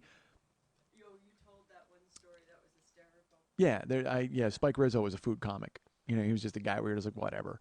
John Panette was a bit of a food comic. Now, he broke over, and he was also very funny and really sweet and a super nice guy, and he was great to the other comics, and he was at least funny, but Spike Rizzo kind of just used it. He'd be like, hey, and his mediocre act was made palatable because it went down with a slice of pepperoni pizza that he had paid for, so it's fucking awful. But Panette was like a sweet dude, but he'd buy food for everybody because he was a nice guy. Spike Rizzo bought it because he needed you to remember him as a food comic. Well, Yuji Yamamoto is I imagine other magicians watching him and just going, it's a fucking scarf guy, because I mean, dude, his whole act was like turning canes into scarves and scarves into canes, and then fucking Mariko would come out and clean up the scarves. But then, and actually, hold on, before I get into but then, I will say this threw me off a little bit, because this is a man who is making scarves appear out of thin air, and I mean oodles of scarves. Oodles? He had like one scarf or two scarf, red scarf, blue scarf. He had them all. And I must tell you, as it was an amazing illusion, and it was going very well, and I gave myself over to be baffled by it as a young man. I was like, oh my God, I can't believe all these scarves are happening. Where are they coming from? Help me! And then I'd look at Jill, and she'd pat me on the arm and go, hey, it's okay, scarves. And then I'd look at the stage. But I will tell you, the grown-up in me, the Kevin Scott in me was fascinated by the scarves, but the Mike Schmidt in me was like, Yuji, scarf guy. You got all these scarves. Do me a big favor. Grab about 15 of them and just swab off your head. Because I don't think I've ever seen anyone wear more makeup in their lives Oh. than Yuji Yamamoto. Really? When the curtains opened, I wasn't sure if there was actually a show going on or if someone had painted a mural of a magician on the wall. Because I was like, dude, it was a ton of stage makeup. Like it was like I don't know. You ever see that clip of like Pink Floyd from the Acropolis or wherever the fuck they were? They were like they played the ruins in Greece and they're super far away and you can't see them. I think Yuji Yamamoto might have a weekend gig there because he painted his face in such a way that um, it looked like he was working on a trick that involved pancake makeup and it had blown up in his face somehow. Like there was just a his greatest trick was getting you to see his eyes from 4 miles away because it was just, I mean, it was pronounced. He looked like a human Etch-a-Sketch. Like his whole head was, I mean, it was crazy. So anyway, he brings out and he's turning scarves into canes and canes into scarves, and Mariko's picking stuff up, and then he I can't even explain it. Like you have to see it because he had this thing called I'm guessing it was a scarf. It was like a scarf fountain or whatever it was, where he opened his hand and just scarves kept emerging from his hand. 75 scarves, 80 scarves. I mean, they just kept coming. They just kept flying. And I'm like, where the fuck are all these scarves coming from? It was crazy. He didn't have like crazy sleeves. He didn't have a sketch pad. Where the fuck did these scarves come from? And again, in a magic house, you're like, dude, that's a lot of scarves. On the street, you're like, what the fuck is happening? The scarf apocalypse is upon us. I never thought it was possible to drown in clothing, but Jesus Christ, we could have. It was just never-ending scarves. It looked like Rod Stewart's house blew up. I mean, it is just fucking scarves. And then he turns his other hand out and scarves, and then flags. Like he turned scarves into flags. Like all of a sudden they had like flagpoles on them. And dude, I can't explain it. All I know is that when I'm sitting there watching it, I've got Jill on my right and Lily on my left, and I've got my hand kind of on Jill's knee and all that. But then periodically, I would go. And I would put clap my hands on my knee, almost like with just a child with delight, just like, whoa. And I would say that out loud and I'd go, dude. I think I said dude like a couple times out loud. Because other people are watching and they got their polite magical golf club. But I'm just like, dude. I had to say it. And I looked at Jill and she's just like, yes, honey, dude, I get it.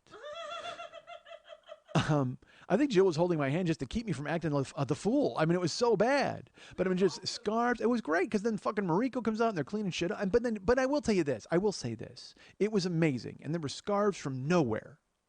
But then scarves just kept coming, and part of me then kind of went, I mean, that's a lot of scarves. Like maybe you dabble. Could you make something else appear? That would be great. Like, don't you have any birds in there? I mean, Jesus Christ. Because, I mean, it's all birds and balls and rice and water and scarves. But I mean, this guy just went straight scarves. Which, again, I don't blame him. You don't have to feed a scarf. You got to keep your fucking birds alive, and I'm sure they shit in the jacket. You don't want to deal with that stuff. He's just like, dude, scarves won't shit in my jacket. Done. Now, that's a trick, actually, if you get a scarf to shit in your jacket. It actually looks like he was shitting scarves out of his jacket. That's how many there were. Jesus Christ. He had explosive scarfaria.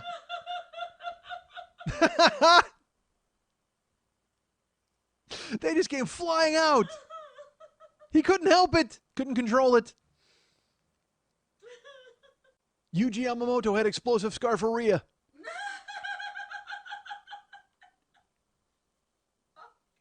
That's a band name. That is a band name.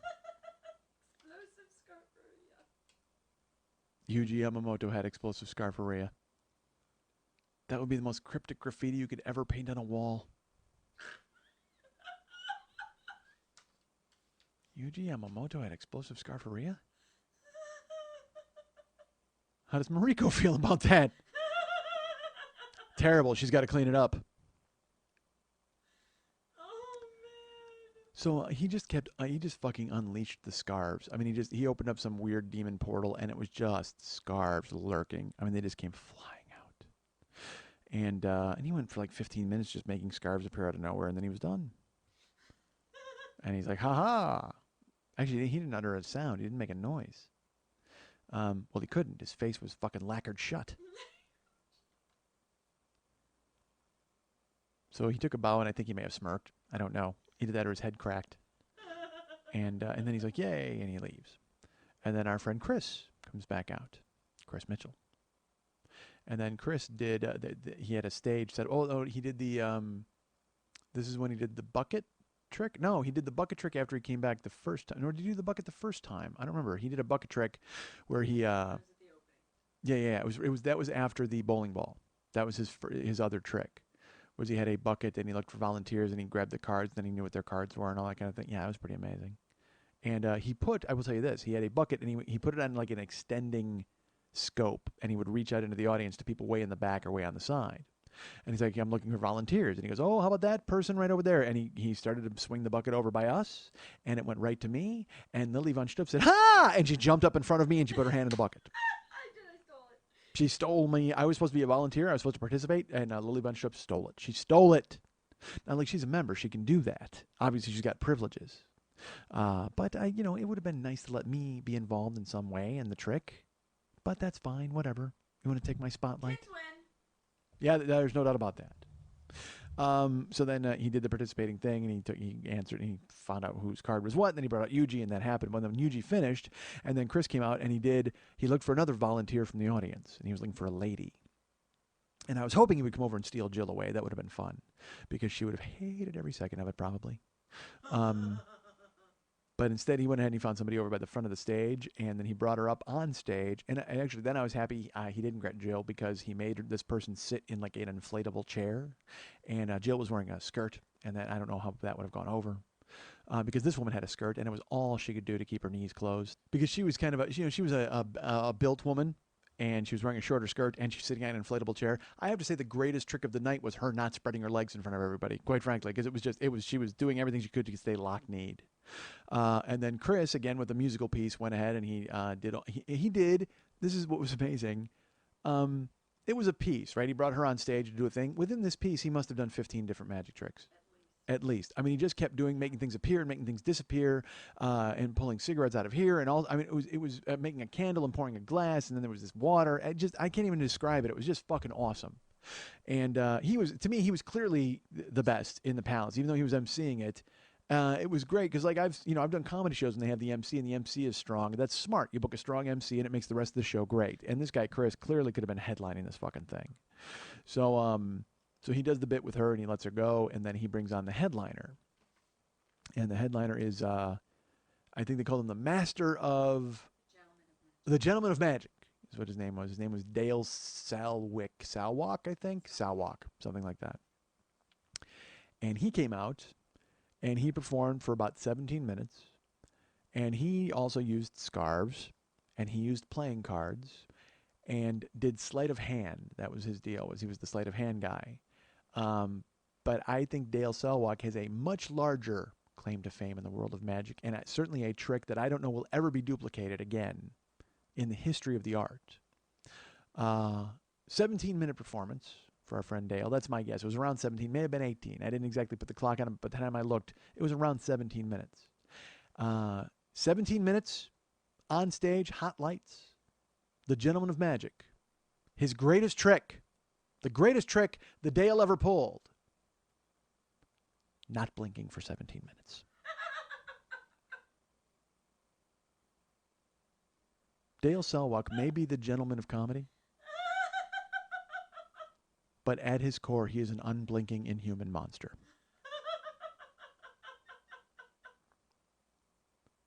I kept looking at Jill in wonderment when any trick happened, just because it was like, wow, did you see that? I just saw that. We both looked at ourselves when Dale Salwalk came out and just made a face like, are we safe? I don't know if we're safe. Because he looked like the kind of guy who could bring the room down around us. He looked like, honestly, at any time, well, actually, let's put it this way. Remember the look that Carrie had after the pig's blood fell on her head?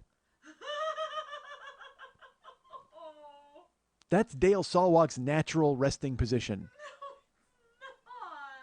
Just wild-eyed. And I'll tell you what, he also was heavily made up, but I didn't know if he had heavily made himself up or if on his way to the stage he had bumped into Yuji Yamamoto.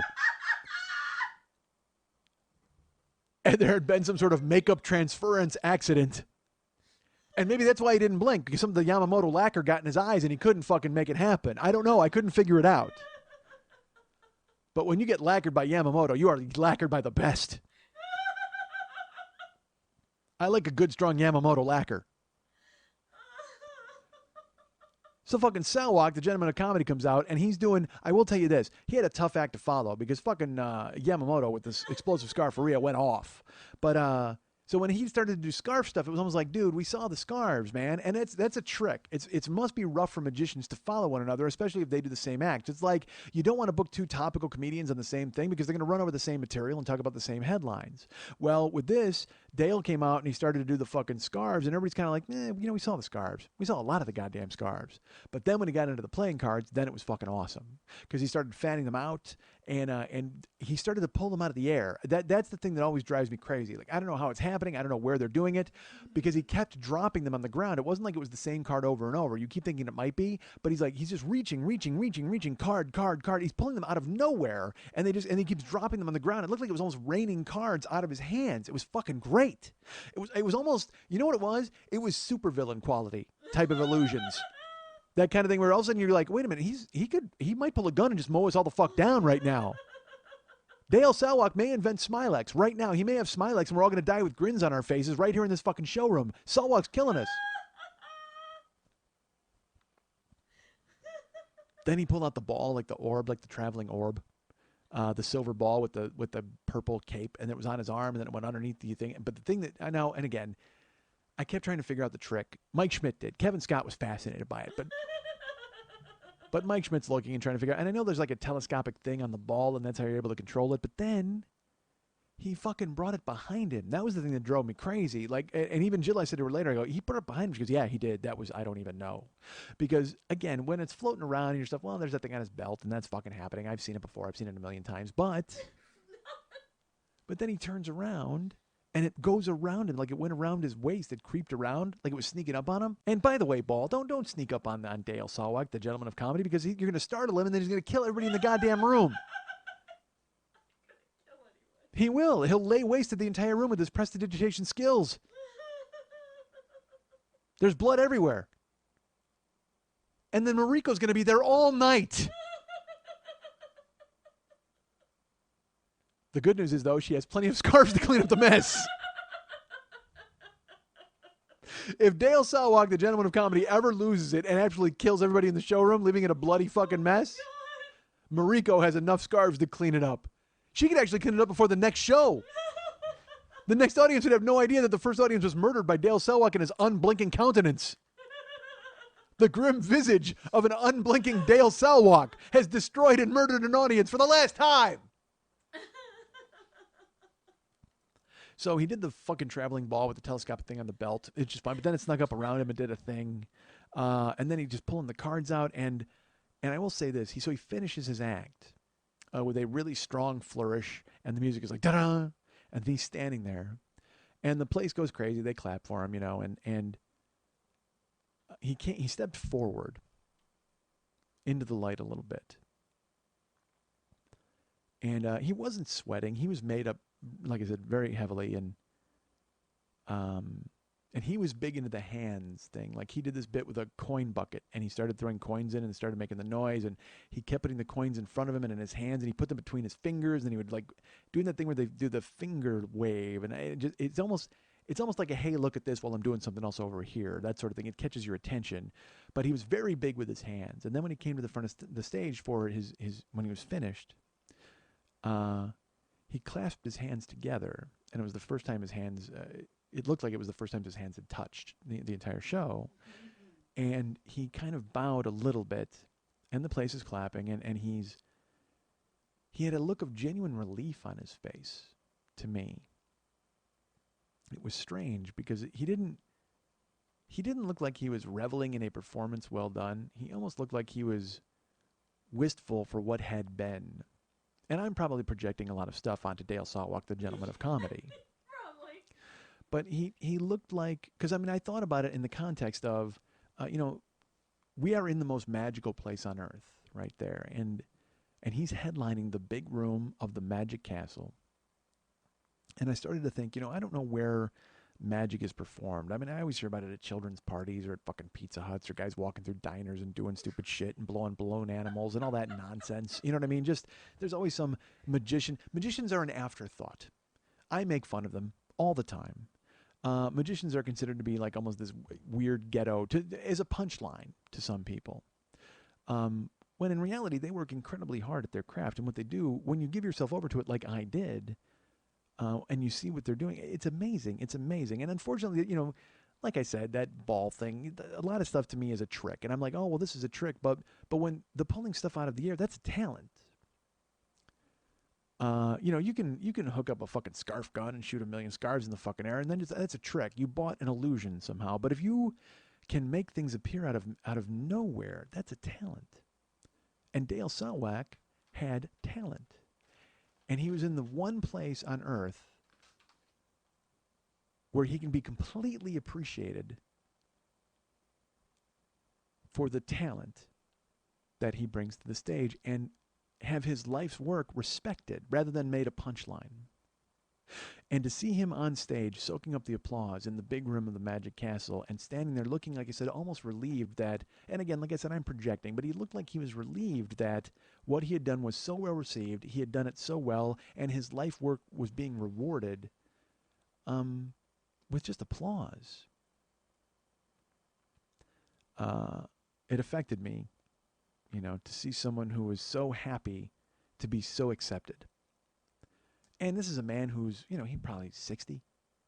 He's probably doing, and again, I don't know the fucking thing. He probably does magic every day of his life. He's on a boat somewhere. He's doing all sorts of bullshit. But it just looked to me in that moment like he'd never been happier. And he was so accepted and felt so comfortable and felt so accomplished.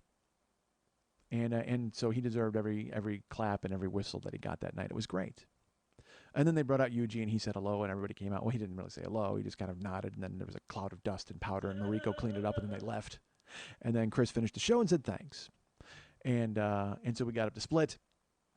And Lily's like, all right, follow me. We got to go. We're looking for another show. We got to go through this. And Lily knew a secret passageway, and we had to go through this way. And she said hi to people. And as we were heading out of the showroom, was it that one where they recognized you, the woman who saw you on TV? Or was that the other room? That was another room. Yeah, we ran away to go see Lily's friend Al. AJ. We had to go see AJ perform in this, and AJ is like a legendary performer. He's been a carnival barker. He was raised in the carnival, and he did an illusion where I still don't know what he did. He made those four dudes like become like a human puzzle and not fall down.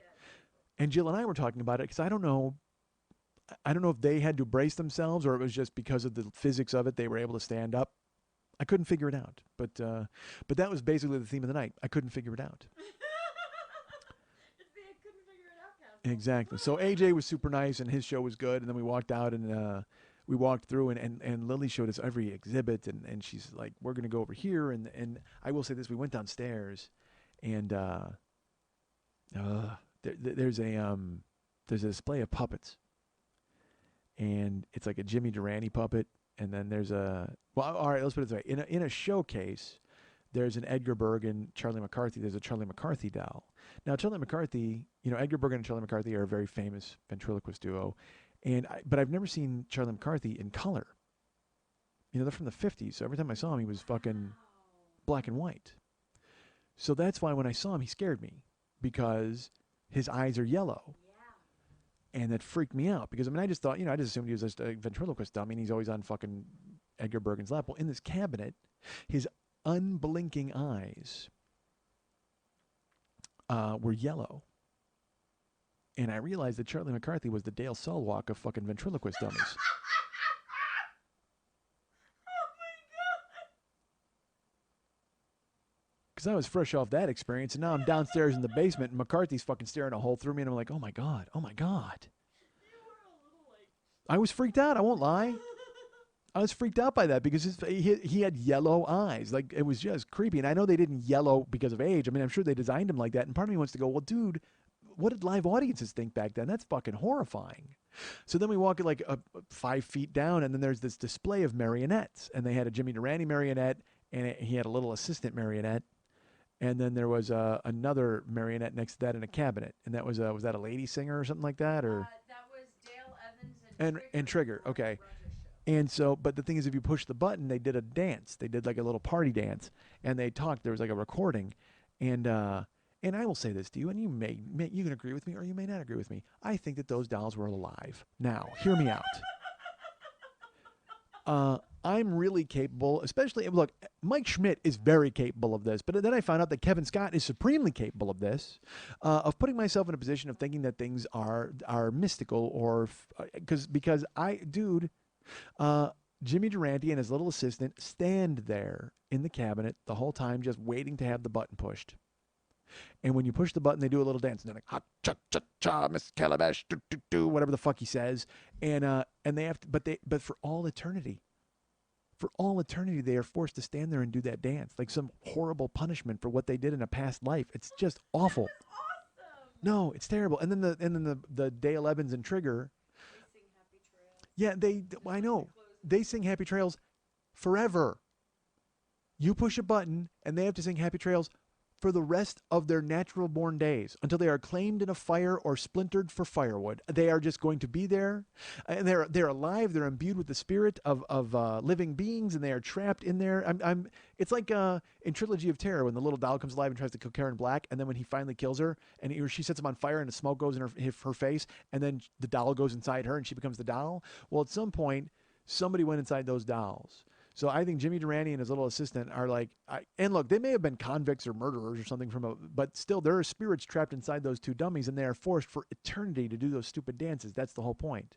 When you push the button, they are forced to perform for you, and it's just awful. Oh, terrible. You know what they are? They were hecklers. It was hecklers at a performance in vaudeville. And then they died, and they woke up, and they were those dummies, and they're just looking out that glass case. Because I can actually, this will sound really weird, I can put myself in their position at that angle and look out from the glass case and see all of the people looking in at me while I'm just standing there. And then you push the button and I go, well, hello, cha, cha, cha, cha, cha. And then it ends and you just got to stand there and they're still looking at you. And you can't blink. You can't go anywhere. You can't do anything. You have issues. Not really. No, I think I'm not wrong. Because when you see creepy marionettes like that are there forever, you're just like, dude, those are alive. They're totally alive. And then fucking Dale Evans, creepy. So I didn't care for that very much. Scary. And just now, I'll be honest with you, I don't think I want to sleep in this town, knowing that somewhere there's spirits imbued in the Jimmy Durante doll waiting to escape from the goddamn Magic Castle and wreak havoc. And I'm trying to explain this to people. That's the thing. I will say this. Kevin Scott is trying to explain this to people there at the Magic Castle. And then Lily kept stepping in and going, by the way, do you know that he's actually a guy who's afraid of shoes and he doesn't want to throw them away because it's mean to them? And I'm like, I talked with Jill about it as we were talking with Irma. These strangers don't need to know anything about that. As you, me, and Jill talking about tour that. groups are coming by and she's going, I'm like, I'm scared of Jimmy Durante. I'm scared. And she's like, oh, you're scared of gum. You know that he doesn't want to throw gum in the garbage because he feels bad for it? Ha ha. And then these people all point at me. They're like, ha ha, we're from Topeka, Kansas. And then they walked away.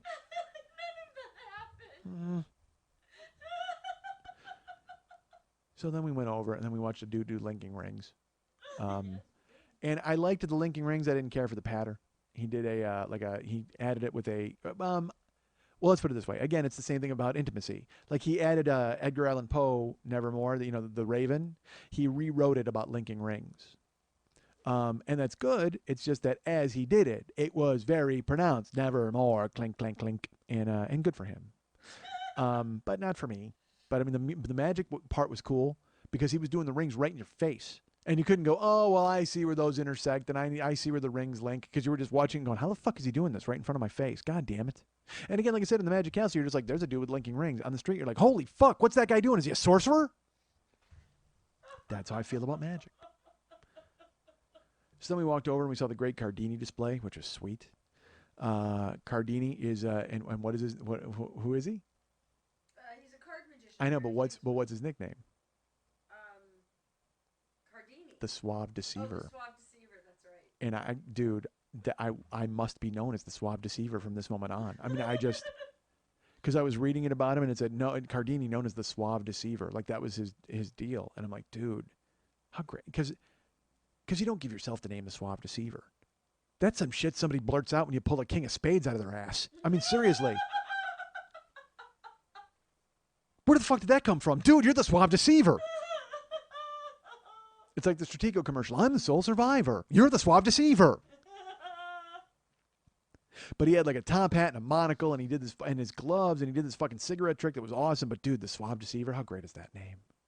And then right next to the Cardini display. And again, we're in the basement. We're not in the basement. We're in like the lower part of the castle. Dude, it's a magic castle. So it's all fucking paths and hidden walls and secret knocks and fucking speakeasies and Elliot Ness and an axe. I mean, it's just fucking crazy.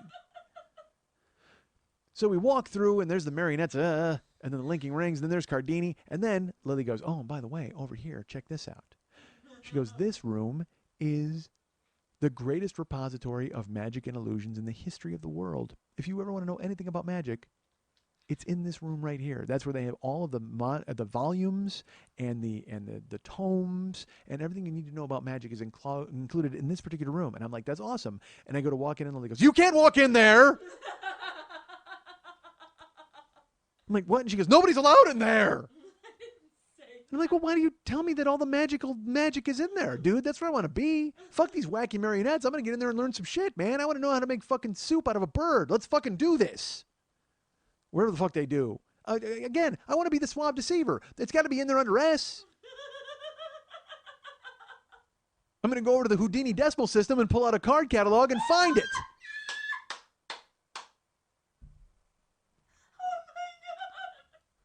But I'm not allowed in. That's not for laymen. That's just this room with no doors that they taunt you by saying all of the knowledge of magic is within these rooms and you can't get in there.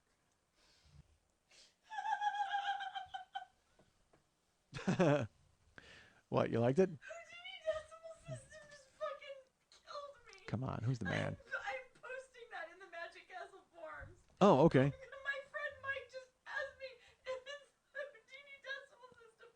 Fuck, that's funny. Nice. Well, good. I feel better about it then.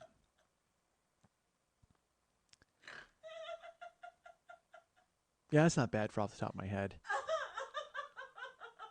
The Houdini decimal system. I'm feeling really good about myself. Sure. I'm good. So we can't go in there. We're not allowed. All of the knowledge of magic is contained within those walls. But no, you can't go in. Magic member. Okay, well. So we took a walk. And then they had, there was like a television display. And it was W.C. Fields. And I guess... And look, by the way, let's cover this right now. W.C. Fields, never funny. Never has been, never will be. So wrong. So awful. All that old-time comedy nonsense. Like, old-time magic is fine, because, again, it's always magic. But old-time comedy, awful. Oh. So wrong. I want to dig up Jack Benny just to punch him in his skull. Not a fan. That's how furious I am at it. Well. I was going to do it. I never. Rochester, did you hear what he said? I sure did, Mr. Benny. Gonna punch you in your dead skull. Well. Oh, I'm doing a Jack Benny impression. Oh my Christ. On this cutting edge fucking this new medium. I just filmed a documentary about this medium. It's taking over the world. It's fucking amazing. I thought it was bad talking about Kojak and Dragnet on here. I just unearthed Jack Benny for here. And then punched him in his dead skull. And did Rochester. I did them both. Rochester. Oh my God, I did it again.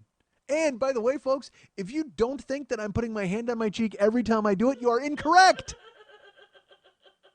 You are incapable of doing a Jack Benny impression unless you take your hand and go, well, and you put it right on your hand, your face, hand. So W.C. Fields, awful. We can all agree on that. No.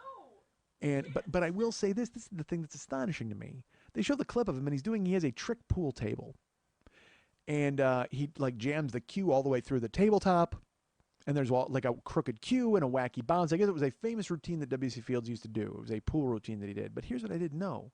Dudes, I just bumped into the microphone. There's a pool table in this display, a full-size pool table. And you actually see the hole where he put the cue through, all these different things. And again, so what? A pool table, who the fuck cares, right? But dudes, fucking W.C. Fields would disassemble this pool table and put it into a steamer trunk and carry it from gig to gig. Like when they did vaudeville. I mean, it's bad enough I show up with my notebook of jokes. He showed up with a fucking pool table. This guy's on the road doing bits, and he's like, oh, by the way, I'm going to have to build my pool table for this fickin'. And we're like, what? What? So I respect that part of it, at least. I respect the lugging of furniture across the United States. Even if I don't care for the art form, I care for the effort. Good effort, W.C. Fields. Good job. Good effort. The WC stands for wasted carrying. Because he's lugging a fucking pool table from town to town for a bit. I thought Renee Hicks was ridiculous for shaving her fucking head for a bit. You're carrying a pool table around. Good for you, Fields. We look more in the basement. We look at other stuff. Oh, dude, they had this fucking cool ass poster. I guess in Chicago they had a magician summit. Which and it's funny. That was the first magician summit. The second one they had was in New York in 1984, and if you recall, it summoned Gozer the Gozerian, and you may remember Ray Stantz was walking around with an anecdometer, and he found out that there was going to be a large psychological event in New York City, and he was not wrong, and it's because of the magician summit. That's Ray Stantz, the heart of the Ghostbusters. You remember him and Egon Spengler and Peter Venkman?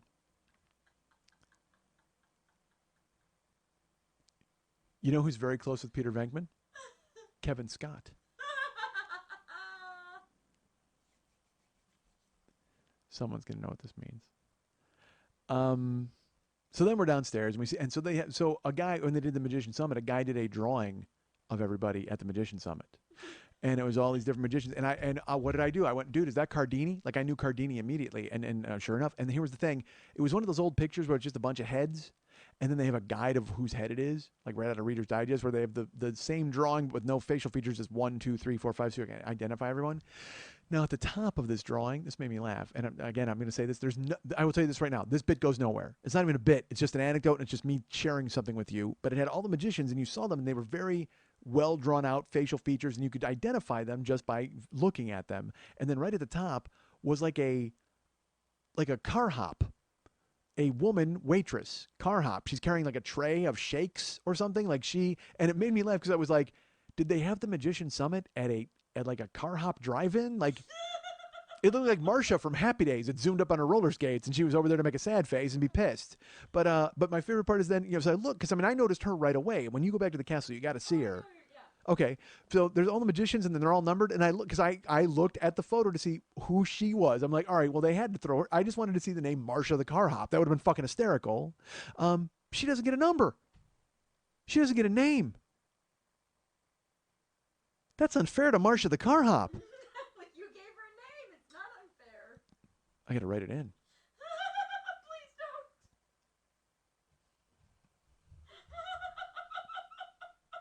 But I mean, when you see her, she waited on those guys. Somebody had to wait on the guys at the Magician Summit. Somebody had to bring them their magic coffee and bullshit, and it was Marcia the goddamn Car Hop. She's got a name. She's got a name.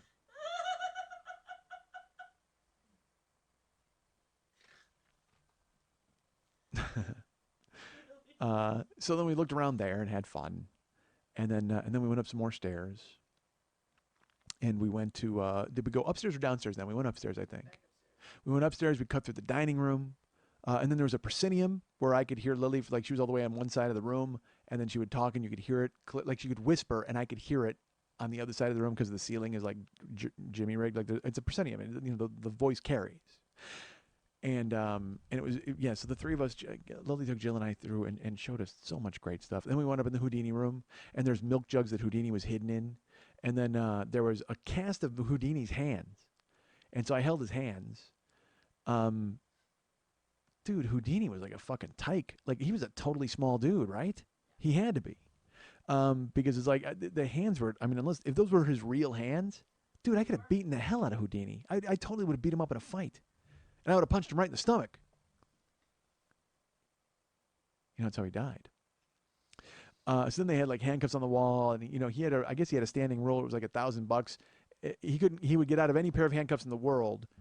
And if he didn't, he'd give you $1,000. But then these guys tricked him, and they invented like acid handcuffs, and he put them on, and he couldn't get them off, and he had to pay. And he was mad. And then you know what he did? He pulled a tiger out of a hat and had to bite the guys. That's what he does. Fuck it. Because he said he would pay you. He didn't say he wouldn't have his magical tiger attack you. So he put on the acid handcuffs. He couldn't get them off. They said, "Ha ha, those are acid cuffs." He goes, "All right, we'll take them off. I'll give him your $1,000." He handed him $1,000, reached into a hat, pulled out Manticore the tiger, and it ate both of those guys. That's right. Manticore the tiger has been tormenting people for years. Before he got to Roy or Siegfried. Who did he bite? I forget. He bit one of them. The pretty one. I love that you say Roy. They were both pretty. No, Roy was the one that was attacked, though. Roy was attacked by Manticore the tiger? Okay. Didn't I? But I said Roy. I got to be honest. I didn't know. I just said it because I didn't want to say Siegfried. No, it was Roy. Well, Manticore had a thing for guys with one syllable in their name. I don't know if that's true. It's totally true. Trust me. I know a lot about Manticore the tiger. Fuck, I knew he ate the guys who Houdini got bamboozled by their handcuffs. So we were in the Houdini room, and that was fun. And we kept running into people all the time. And then I will tell you this, though. Lily was such in her element, and people loved to see her. And when we came out of AJ's room, these women walked up, and they go, "Hey, we saw you on TV last night." And Lily's like, "What?" And they go, "We saw the Art of the Burlesque, and we wanted to just tell you thank you, and we just loved you, and we thought you were so cool." And then Lily wound up talking to them, and it was awesome. And then, like I said, we walked around the room, and then we went to a bar, and there was a psychic owl on the wall, a different owl. And he answered a bunch of questions, and he answered them all correctly.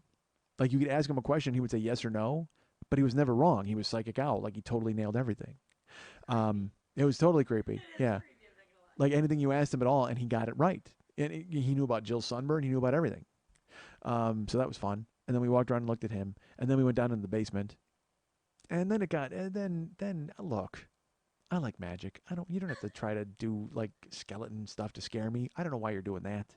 But we went into the basement, and there was like graves, like magician graves. I didn't realize that the magicians were buried at the Magic Castle. And there was like a haunted mansion display where this little doll ran at you. Like, he totally was running in circles to prove that you could do this illusion to Walt Disney. It was the illusion that was created for the Haunted Mansion. Yes, but then it ran at the end. Like, it was moving smoothly and swiftly, and then all of a sudden it ran like really quickly at you at the end. And that's what, I didn't like that. I didn't care for that. Dude, why are you trying to scare Kevin Scott? Kevin Scott's just there to have a good time. But because I gave myself over to the hauntedness of it and the creepiness of it, I was just kind of like, yeah. And we were down in the catacombs. It was just, and there's like I said, I don't need to see Blackstone's grave, but it's there. And we walked through, and there was more scary stuff. And then there was like a trick mirror that you could look in, and it looked like a monster. I just want to see a guy tell me which is my card. I don't want to go see a monster. And then we're in the basement, and I was a little, because again, I already seen creepy fake zombie Jimmy Durante. I don't want to fucking deal with that. And then I got to go look at magician graves. So, yeah, that's right. That seems like a magic word of some sorts. So we finally get back upstairs to the world, and we run into a guy in the hallway, a guy named Phil Van T. And Phil is a magician, friend of Lily's. He has worked at the Monday Night Teas before. So Lily introduces me, and we introduce Jill. And then Phil Van T. Now, I will tell you this. Normally, I wouldn't care for this sort of behavior.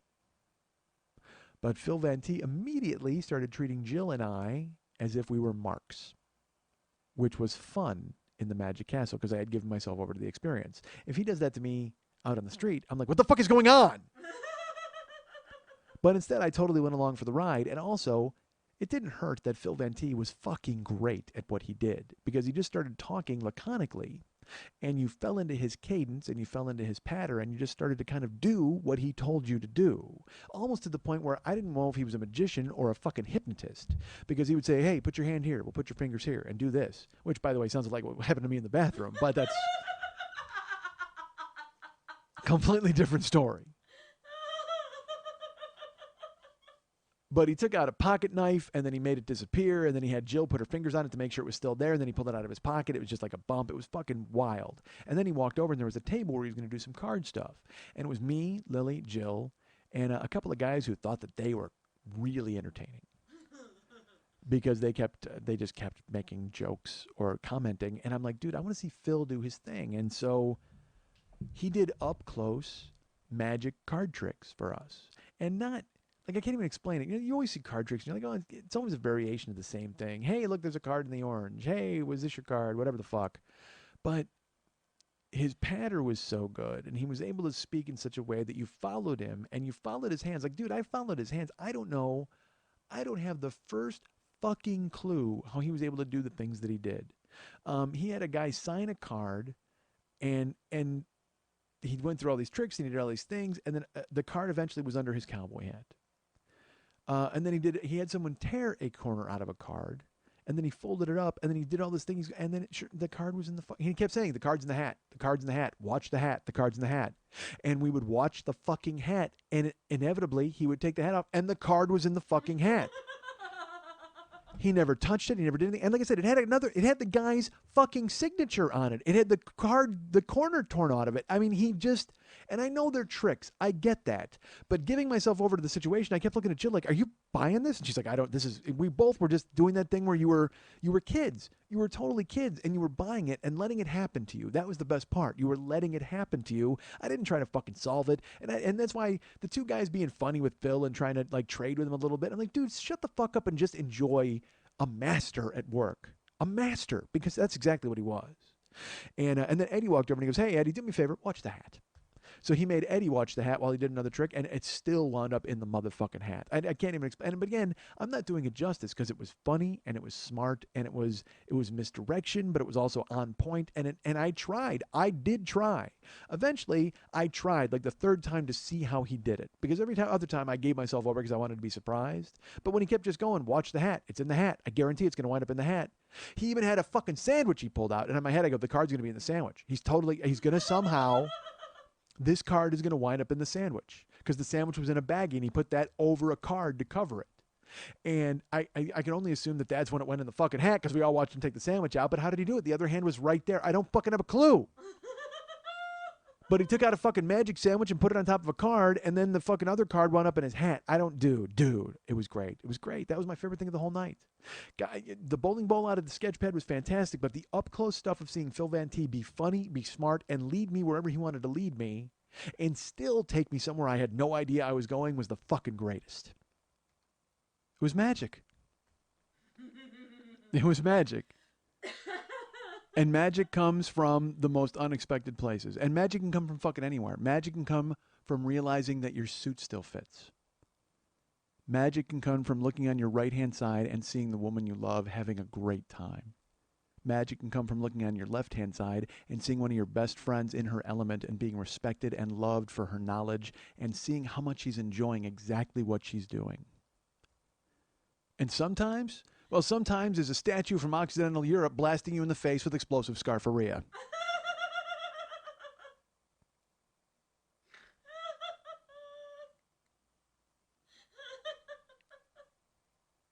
You guys can get me at Mike at MikeSchmidtComedy.com. You guys can be my friend at Facebook.com/the40-year-old-boy. You can follow me at Twitter.com/the40-year-old-boy. You guys can be our friend David Hernandez. He is the guy who does all of the music and the artwork for the show. Did the amazing interlude 2 weeks ago, which is still available and will be for a couple of weeks. And I'll have a little more on that in just a second. The friends of David Hernandez should line up and go to Facebook.com/DavidMexHernandez. Or if you'd like to hire him to do some artwork or any other project you might think that you might use him for, you can go to artbydmh.com, ARTBYDMH.com, and get him to do artwork. Or maybe, just maybe, and again, I'm not saying this, I'm talking out of school. He's never said anything like this to me. But I would imagine if you had the money, man, you wanted some sort of musical thing, maybe you could ask him about that. I don't know if he's willing to branch out that way. I know he's an art guy, and that's what Art by DMH is all about. But maybe, money does talk. So maybe you could possibly swing that. But be his friend at Facebook.com/DavidMexHernandez. That's your first step, of course. And then go to artbydmh.com. Our friend and producer, Lily Von Stupp, is a huge, huge supporter of this show, thankfully, because otherwise this show would be a tragedy. You can follow her at Twitter.com/LilyVonStupp, Twitter.com/MNTs, Twitter.com/HollywoodBQFest, and you can be your friend at Facebook.com/LilyVonStupp. But if you'd like to write her a personal note and find out just how she was able to turn a cocktail napkin into a tank top, You can write her at Lily at burlesque411.com. That's Lily, Lili, at burlesque411.com.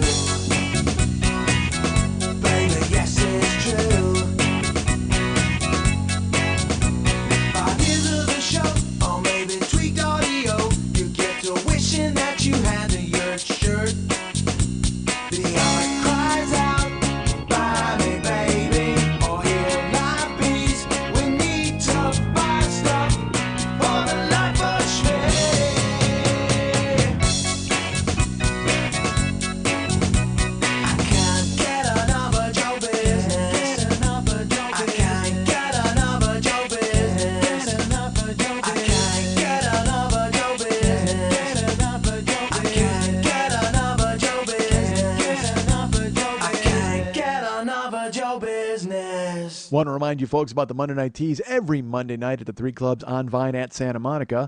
I happen to know the producer of that show. She is the lovely Lily Von Stupp, and she is sitting here right now. Hi, Lily. How are you? I'm great. How are you? I'm good, and I'm going to say this. My voice still sounds great. I'm astonished. We've just done an over 2-hour show, and sometimes at the end of it, I can be beat. My voice is a little scratchy, but I got to tell you, I could talk all night.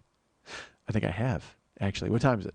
1:30 in the morning. 1:30 a.m. We are finishing this up on Sunday night, early Monday morning, 1:30 a.m. I am still at Lily's house, and she's just like, hey. She's drinking Stolen Sprite and enjoying herself. How was last week's show, Lily? It was fantastic. Yes. Well, actually, no. We already talked about last week's show because we just did Wednesday. Yes. So tomorrow, how's tomorrow night's show, Lily? Tomorrow night's show was amazing. Tomorrow night is Cinco de Mayo. It is. And I'm sure the show went great. It was a fantastic show with all sorts of Mexican themes, and you gave away tortas, and everyone had a fantastic time. Right? They did. All right. Well, you know what? We can talk about this. Let's talk about your show from Saturday. Okay. All right, because it's Sunday night now, Yeah. and we did a show Wednesday and talked about last Monday, but we're talking before we get to this Monday, which is Cinco de Mayo, but we did a show on Saturday. Let's talk about that a little bit. Well, how would that go? It was fantastic. Of course it There was. we go. Stop.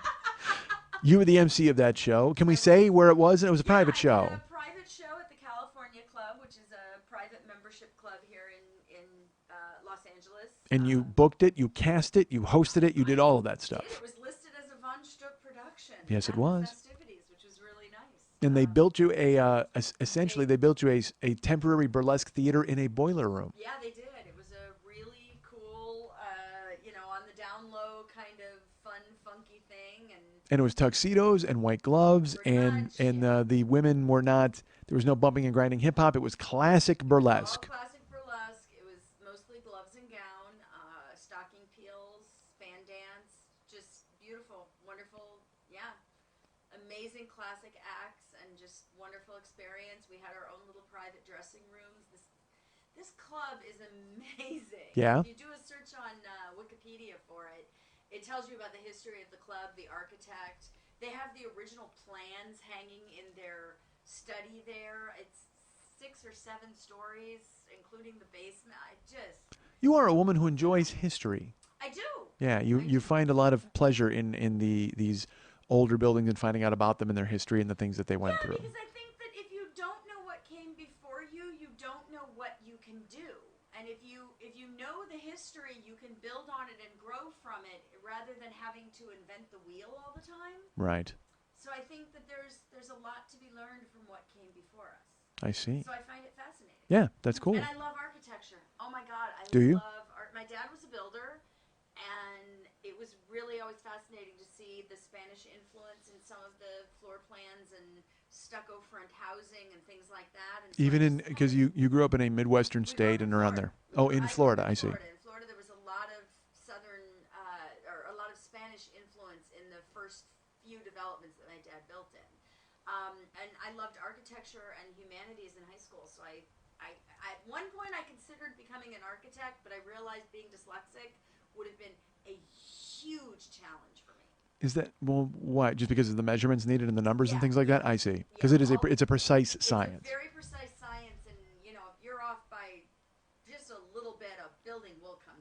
I mean, it can't be built, and it's a lot of working and reworking and then reworking again. And I thought it's just going to be too detailed for me. I better not. So you went A plus stripper. B doesn't necessarily equal C. Say So, that again? so you went stripper. I did. I went stripper. I didn't go stripper till I had 40. You know. Yeah. So you said A plus B does not necessarily equal C when you're doing all that stuff. No, And I mean it does, but it doesn't. because I mean, I don't have any, I would have no aptitude nor patience for anything like that. I mean, Because you're dealing in square foot, you're dealing in 3 dimensions, up, down, and side. So it's just too quiet. Like architect's too quiet. Like you're hunched over a fucking like a table the and. creative part of it was amazing to me. But I loved the decorating, so that's what I ended up doing. Was I used to help my dad do the model homes, color. Oh, I see. And furniture and things like that. Nice. And now you find an outlet for it when you go to these older buildings and things like that. I do. It's fascinating. Very nice.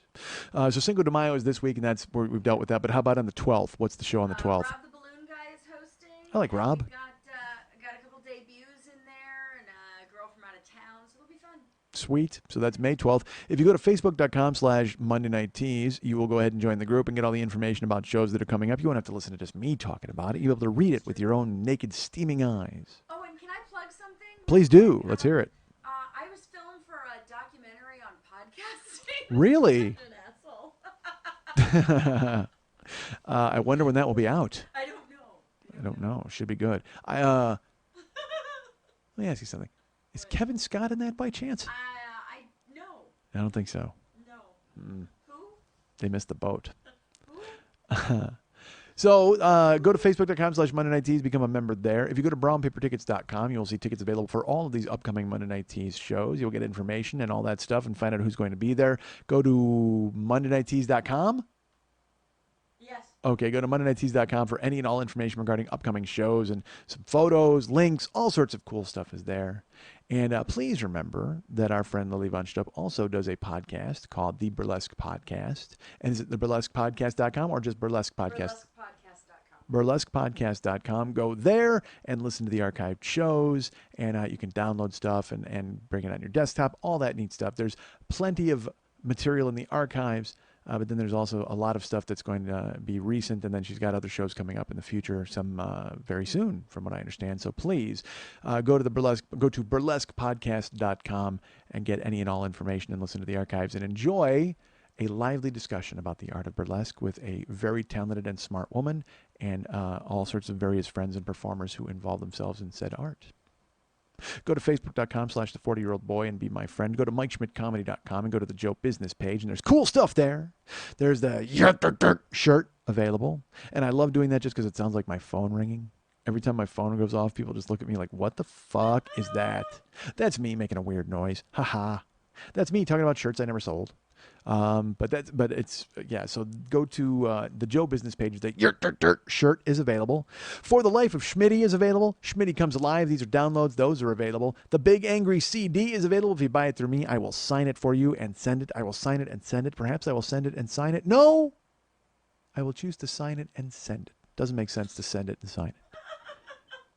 Tweakedaudio.com/40 supports this show, and we appreciate it very much. You can buy their gear through the link there at the Joe Business page on MikeSchmidtComedy.com. Please remember there's artwork available for this show. You can go ahead and purchase any and all of the artwork that you've ever seen associated with the show. It will be signed by David, signed by me, signed by Lily, and we will get it to you post-haste. Unless you live in Australia, in which case there will be a thing.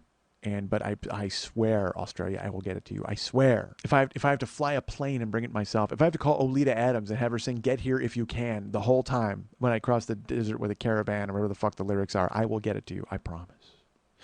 Also on that page, we've got, like I said, all of those things that I've mentioned.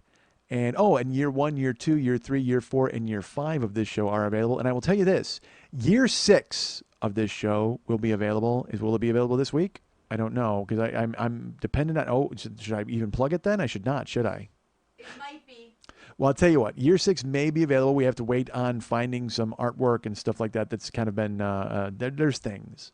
But perhaps I can put the buttons up anyway. I don't know. We'll figure it out. I have a week, and Lily's got a week. The buttons up, and delivery will start probably the following Monday. Okay, cool. Yeah, if you buy year 6, you'll get it. It's just a matter of it's not ready for delivery just yet. But here's the thing: you have to send it to me, and it has to be whatever the fuck. Who cares? She and I have to hash that out. But I can put it up for pre-order. And so then year 1, year 2, year 3, year 4, year 5, and year 6 of the show will be available for individual download.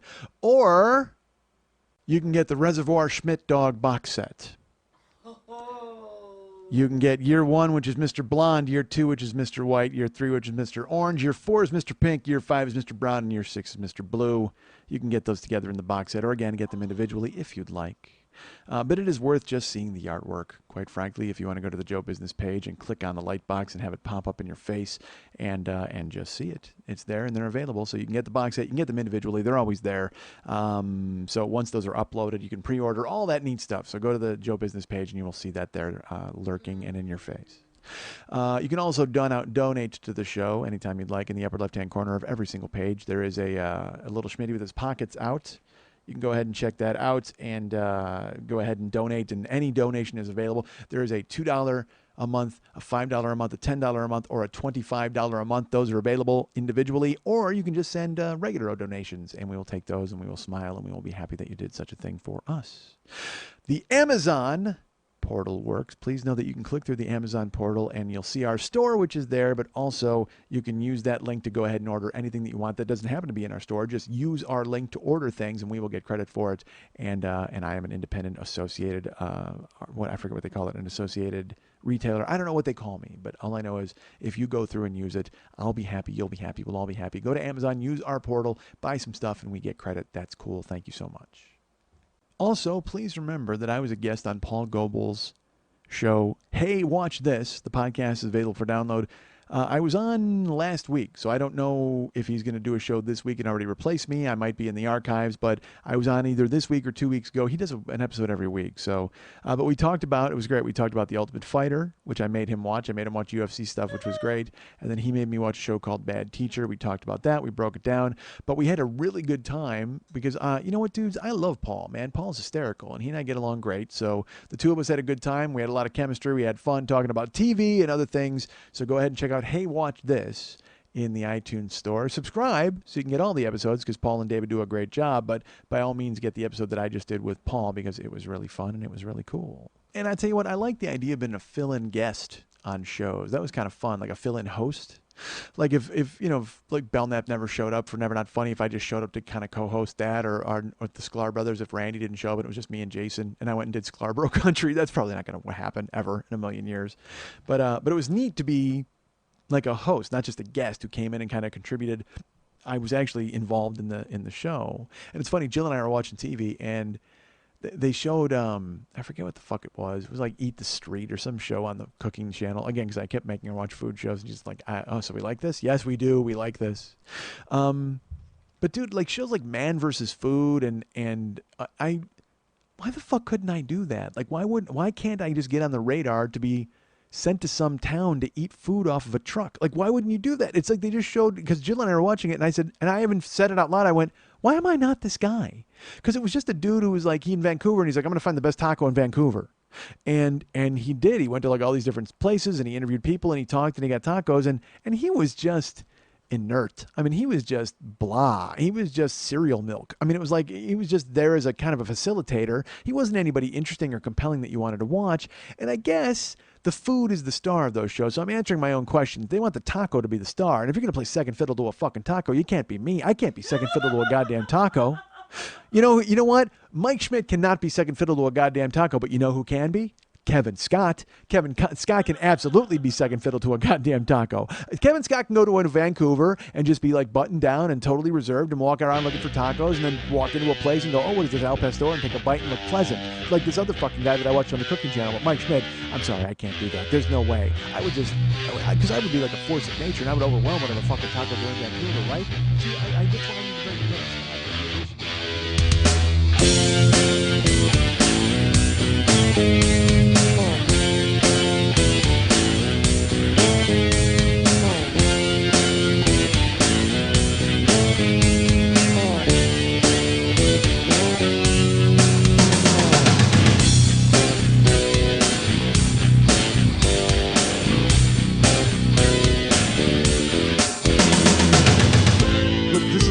not surgical at all. You know what it is? Actually, it's surgery. This show is surgery performed with a helicopter. That's what it is. It's like there's no delicate knife strokes and there's no intricate cuts. It is just a fucking guy getting tossed into a propeller and there's blood and guts and viscera all over the goddamn place. But eventually, we'll get his liver out. It's gonna happen.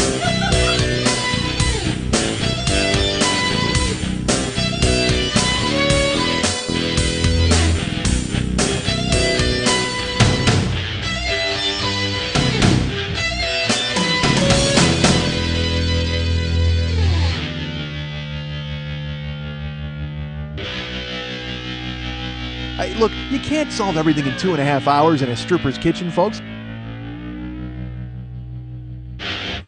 That's clean and sharp.